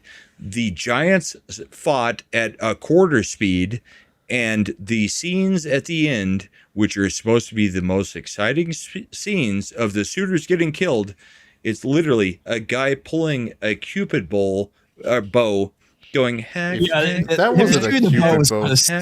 That was a full size. Look at him pulling the bow. He's not doing anything. His arm doesn't fucking move. He's not doing this to shoot the bow. He is not doing anything to shoot that bow. Yeah, he's retarded. There's a lot of people making comparisons of him shooting a bow like a kid would shoot, like the little suction cup bow. It's Kid Cupid and Kid Icarus. Yeah. It's bing, bing, bing. I love Kid Icarus. That was a great game. It's a fantastic game, but it's a freaking horrible movie by Christopher Nolan where he doesn't even have to pull the string back to shoot somebody, and we're standing in a room with 100 people and he's just shooting people left and right and doing this weaving thing.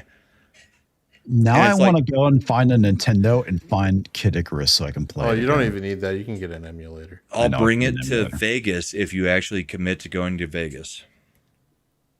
no promises. Screw you, sir. It sounds like you have expectations for what comics should do, and he's not delivering on those. Oh, it's okay. I've already deliver got a a rant. date You should I've tell already comics, got a date with Garrett for Saturday night. Should be like, comics, you're arrogant and smart. This is not in your character for not showing up to Vegas. I'm super disappointed. That's called This was a fucking retarded movie. It's called not getting the time off. I'm okay with you also hating it, but I don't know why the defense of it. Because I think it's a horrible. Because I know what Nolan was trying to do. I just don't like the movie. He's trying to. Oh, I know what he's trying to do too. Undercut I mean, everything I that think the we actual all know what he's trying to do. It's doesn't trying sound to like Brahma undercut knows. everything that the movie is actually, or the story is actually about. Okay, we just disagree with what he did. That's the only one it comes down to. We're all on the same page. We know what Nolan's trying to do. I would tell anybody to just go disagree. watch Troy instead, and it's a much better time. No, I would say 97 Odyssey miniseries, 4 episodes. I would say watch the 60s one. Much 'cause that one's better. pretty fucking good too. The thing is, I just don't understand where all these idiots, even on the right, are coming up with this is a 9.5 out of 10. Who This is on the better right than saying Lord that? of the Rings. Who was on the right saying that? Shapiro, Knowles, Posobiec is doing it as a joke. I still don't know. No, because it's he 100%. did 2 different posts. No, one was he's- very serious, and the second one, it was like, No, trust me, he's- it's sarcasm. It's all for him. It's the joke. It's just like Sorbo did it as a joke, and they all add that paid partnership thing on top of it. Yeah, I don't know. Shapiro and Knowles, who, what the fuck is Knowles thinking? Because he is actually very well versed in this. Should not be anywhere near liking this. But Shapiro also, all right, Daily so I'll Wire seems to be. All right, I'll do very devil's much advocate. involved I'll in do that. devil's advocate for Knowles. I don't like Shapiro, but I will do devil's advocate for Knowles. You can be well versed in the classical stuff, and you can appreciate having and viewing a different interpretation on the character and trying to do that. You can have 2 things exist in your mind at the same time, where you've got the Homer version and you're looking at this for the merits of what it is as an exploration of guilt and break. Because especially from Knowles coming from the deeply Catholic point of view, because I believe he's Catholic. He's super Catholic. Latin which Mass is Catholic. if you want to, you could seriously see this movie as an exploration of you break commandments, you get bad things, and you break God's rules, you get bad consequences. If you're, and you have to seek forgiveness for your crimes and redemption. Perfectly, you can make an argument that perfectly fits in with a Catholic point of view on morality. So maybe you got that. I haven't listened But to there's the also deep side of what he said was rest good of about it. the interpretation throughout history of it. Which I would, again, you got to look at it for the. I don't think this movie or any movie that's taking on a classical story should be burdened by I think Knowles knows 2,000 exactly years what the of fuck he's doing. this. I think Knowles knows exactly what he is doing, subverting the story. Well, yeah, you even have reviewers saying He it's a knows subversion. what he's doing. He knows the version of the story that he's telling. It can be close, but he knows exactly where he's subverting. He may not be a complete fucking idiot. The thing is, he's just smart enough to slip this shit in, the feminism, to where people just aren't I just upset don't enough. see the feminism of it. It's feminist all the way fucking through. The only gods represented feminist. See, I don't think that's it. If you once you watch the whole movie, I don't think it's even a god. I think it's guilt. It's just his own internal guilt. And yet to it's him. represented by the feminist gods. But it makes it very clear if you watch the goddamn movie that woman was a priestess pulled out of the temple. I know. Decapitated right in front of him. And so that's why it's once you get the hindsight, it's just his guilt speaking to him, because she doesn't act. She never does anything overt to him. But it's also just a choice not to represent any male in the movie, which are the biggest portions of the story. When in the Odyssey does a fucking male god talk to Odysseus? Hermes Constantly. Yeah. But you got to cut some things out. And you've also got Poseidon literally saying, fuck you. Yeah, he interacts with Poseidon quite a bit. I'm sorry, not Poseidon, Hermes quite a bit. Hermes is the one that basically has to go down to Calypso and say, let him go. Yeah. And he also gives him the antidote, so to speak, basically a magical herb to make sure he doesn't get turned into a pig. He comes in multiple times to save his ass. Well, then I would argue that this is even more evidence that Athena wasn't actually even a god, that this was just a representation of his own internal guilt speaking to him, since there's no other gods that come in play the entire movie. But I still argue that that's Nolan trying to undercut everything about the story and saying nothing is real. Oh, fuck we you, have Paul. no gods, no monsters. It's just a drug-addled theory that he's going through. I think both work, honestly. This is the worst take I've ever seen. Yeah, but it doesn't work, comics, because they're not. That's not what the original story is. I know. I'm not disagreeing with you on that. I'm basically explaining it. You know, there's two interpretations when it comes to this movie of what it could be. Either it's all the made up in his head because it's all the chud, or it's all the BS. Yeah.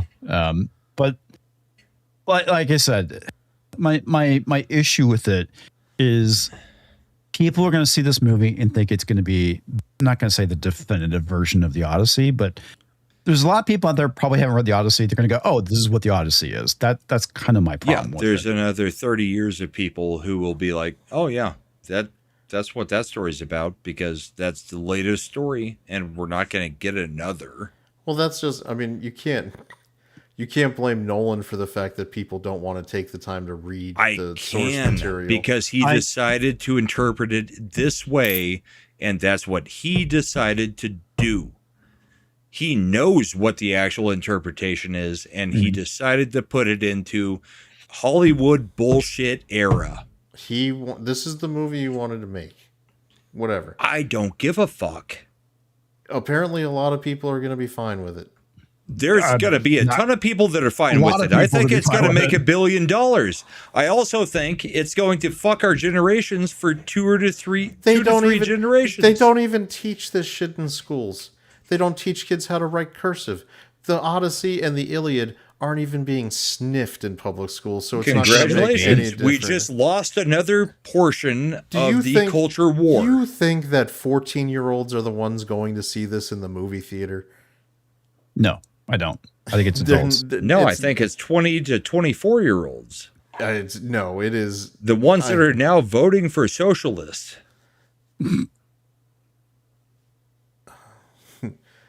All right, whatever. I think sometimes you're seeing ghosts where there aren't.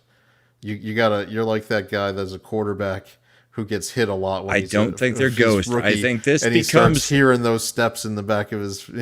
I don't think this is ghost. I think this is what becomes history now, because this is the latest version.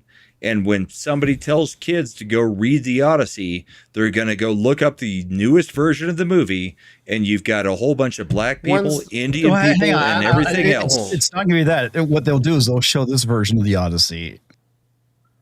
Well, that's what I'm saying. Schools, they're not going to actually read the Odyssey. No, when you tell kids to go read the movie or read the book, they'll go look and see if there's a movie first. No, you'll have teachers this is the playing movie that comes up first. They'll have the teachers playing this movie. The students. They will also do that, likely, because reading. Who does that? Well, I mean, we read it, but when I was a freshman in high school, we actually watched the 1960s version of the Odyssey, which I thought was pretty cool. But we also read it too. So I mean, there's that. So I think at this point, when in the future, they're probably, oh yeah, we'll show this version of the Odyssey because, of course, you got to kill 3 hours. Kind of like Anne Boleyn, black. Who cares? Yeah. Cleopatra, black. This is what they will know from here on out. Yeah. I don't remember where we left off on it's the 12:20. I have to go. Yeah. All right. Night comics. You should probably go too because it's your wife's you know birthday. what? It's time for me to go to bed. Oh, she's gone to bed hours ago. So did everybody else. So. Oh, okay. Is that what the text message was for? I'm going to bed. Did I type something? No, I thought you got a text earlier. No. Okay. But my co-host on this show, Comics Division, should probably start. If he wants to literally be a co-host here, maybe on that Friday show he's on, be like, hey, I'm co-hosting on Sunday night. I will be there so I can get to 1,000. Oh, so you want me to shout you out before I leave? Okay, got it. Yeah. I'll do that. On the Friday show. I think our co-host Comics on the end of his Friday night show should tell them to subscribe to his channel and super chat him. Yeah, they've already done that. Okay, well, that's nice. He should keep doing that. Yeah, I'll make sure to shout you out, dudes. It's funny whenever I'm asked, like, what the fuck do I do again? Oh yeah, Mondays and Thursdays, and of course I do Sundays on your channel. I work in government contracting. If we're calling you co-host, you better start treating us like a co-host. Comics. Well, I mean, why wouldn't he want to do that? I mean, the way you've treated me as a co-host the last 45 minutes would make anyone want to. I have shouted you out on every stream I've ever been on. I know. Little Chad. I'm making a joke. By the way, everybody, we can argue like this, and then afterwards we're like, "That was a good show, good guy, good time, everybody." Because for 2 hours, I never mentioned it because I never think about it. It's not like it's intentional. I do like to point out to people, like, if they ever watch our Friday show, me and Slender get into like heated exchanges a lot. Oh, and then afterwards we'll be like, get into even worse. And then afterwards I'll be like, "Hey, you coming over to barbecue at my house?" "Yeah, that's good. All right." Like, yeah, we're good. Me and Slender get into it, and we're like, "Hey, you gonna play this game?" "Yeah." "You want to play it next Tuesday?" "Sure." Because it's important to understand that around here, when around here, we can disagree, and this is how guys talk a lot in real life. Except for about the Odyssey, Chad is fucking wrong. You'll give 4.5 is okay, but everything he's saying about what Nolan's doing, wrong. Yeah. But I'm about to go Shorzy on you over here. Hey guy, what's wrong with you? Give your balls a tug. All right, I see your mom's in town. Would you make sure to give her my number again and tell her I'm up for it? I don't know where we're at on the super chats. Did we get?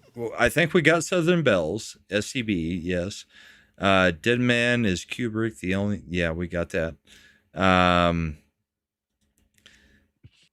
John Wayne for $5 says we had gotten that one. Yeah, we did. Okay. Yep. Did we get the East Coast humidity? I think that's where we. I think we did. We did. I think it's down. Zephyrs is the starting the one. My turn. LOL. Make it all slow. No, we got that one too. Well, we're still gonna give her. To the bonny lasses watching, we salute you.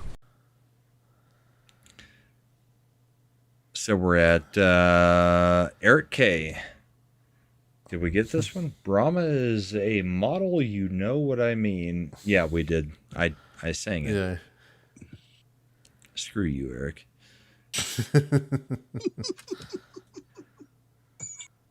I honestly don't know where we left off. No risk of Nutter? Of another shrew thing at a home. I think it's another shrew thing at homeschool. Like it's probably it's probably something about you. I was thinking it's about those women who are I have a ton of thanks to give, and it could be all yours. Bryce Dallas Howard supremacy. Darren for $10 Did you says, fight like an old married couple? Yeah. No, I mean, we're on the 50th birthday and they all went to bed an hour ago because I said I was doing a short show. One more chat for the Mrs. Brahma Bowl. Take her out for lunch tomorrow. We did that today. Happy birthday, Mrs. Bowl. Bless. Feel free to give a vid for her. Otherwise, bouncy. I know what. All hail the bullpen.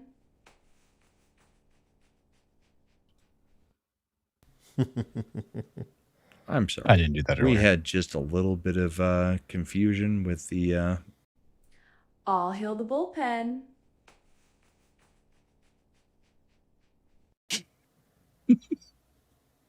At some point, they're going to come out.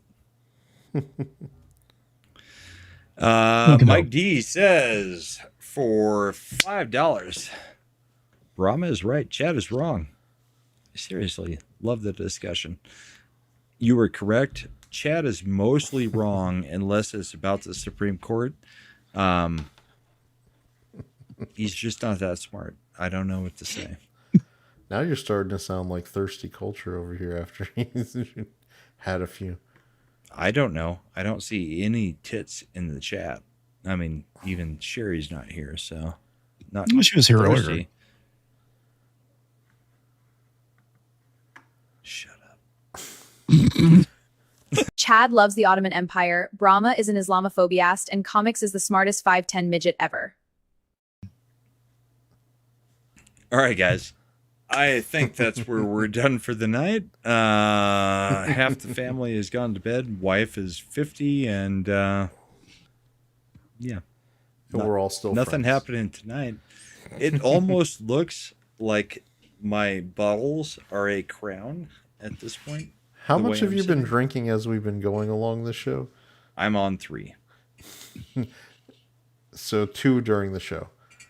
2 during the show, 1 about 3 hours before the show. Okay. But it really does look like crowns extending from my head. So nice. Whatever. What do you got going on, Chad? Ascendant Art Podcast, Fridays, 9 p.m. Eastern, which is after the show that Comics is on usually wraps up. So everyone there could come over and watch our show and subscribe if they were so inclined. Friday afternoon tights? Yep. I'll set the schedule. What's up, comics? Usual. See, I don't even shout myself out. That's awesome been self promotion that for like 4 years. I know. I've got a channel with 350 something subs, and I'm doing that. And comics is like, stuff, to show things. I got stuff and things, things and stuff. Things. You know and that show that gets 20,000 views concurrently live? Well, I'm not gonna shout myself out on it. I mean, why would I? It's all right. Comics will be on F&T and Monday, Thursday, and then back here. He will also be trying to fix his servers and most of the things he's got going on because he's not good with electronics. I'm sorry. This is definitely more than 2. I'll be on Comics Thursday. I'll be on Mad on Tuesday. And he'll be on Garrett in Las Vegas. No, he's coming on to me. But I will be on Ascendant Art on Friday. Screw you, Chad. I think I broke Comics with that one. It's good. Well, it's like the Bro, where it's like, wow, it's the most gay song ever. It's gonna be the Bro part 2. To me for it. The Bro Over 2, Garrett's Revenge. Foolproof. All right. Everybody have a great week. The We'll cold catch you later. perforator. We'll see you tomorrow on Comics Division. Have a great night, everybody. Later. Bye.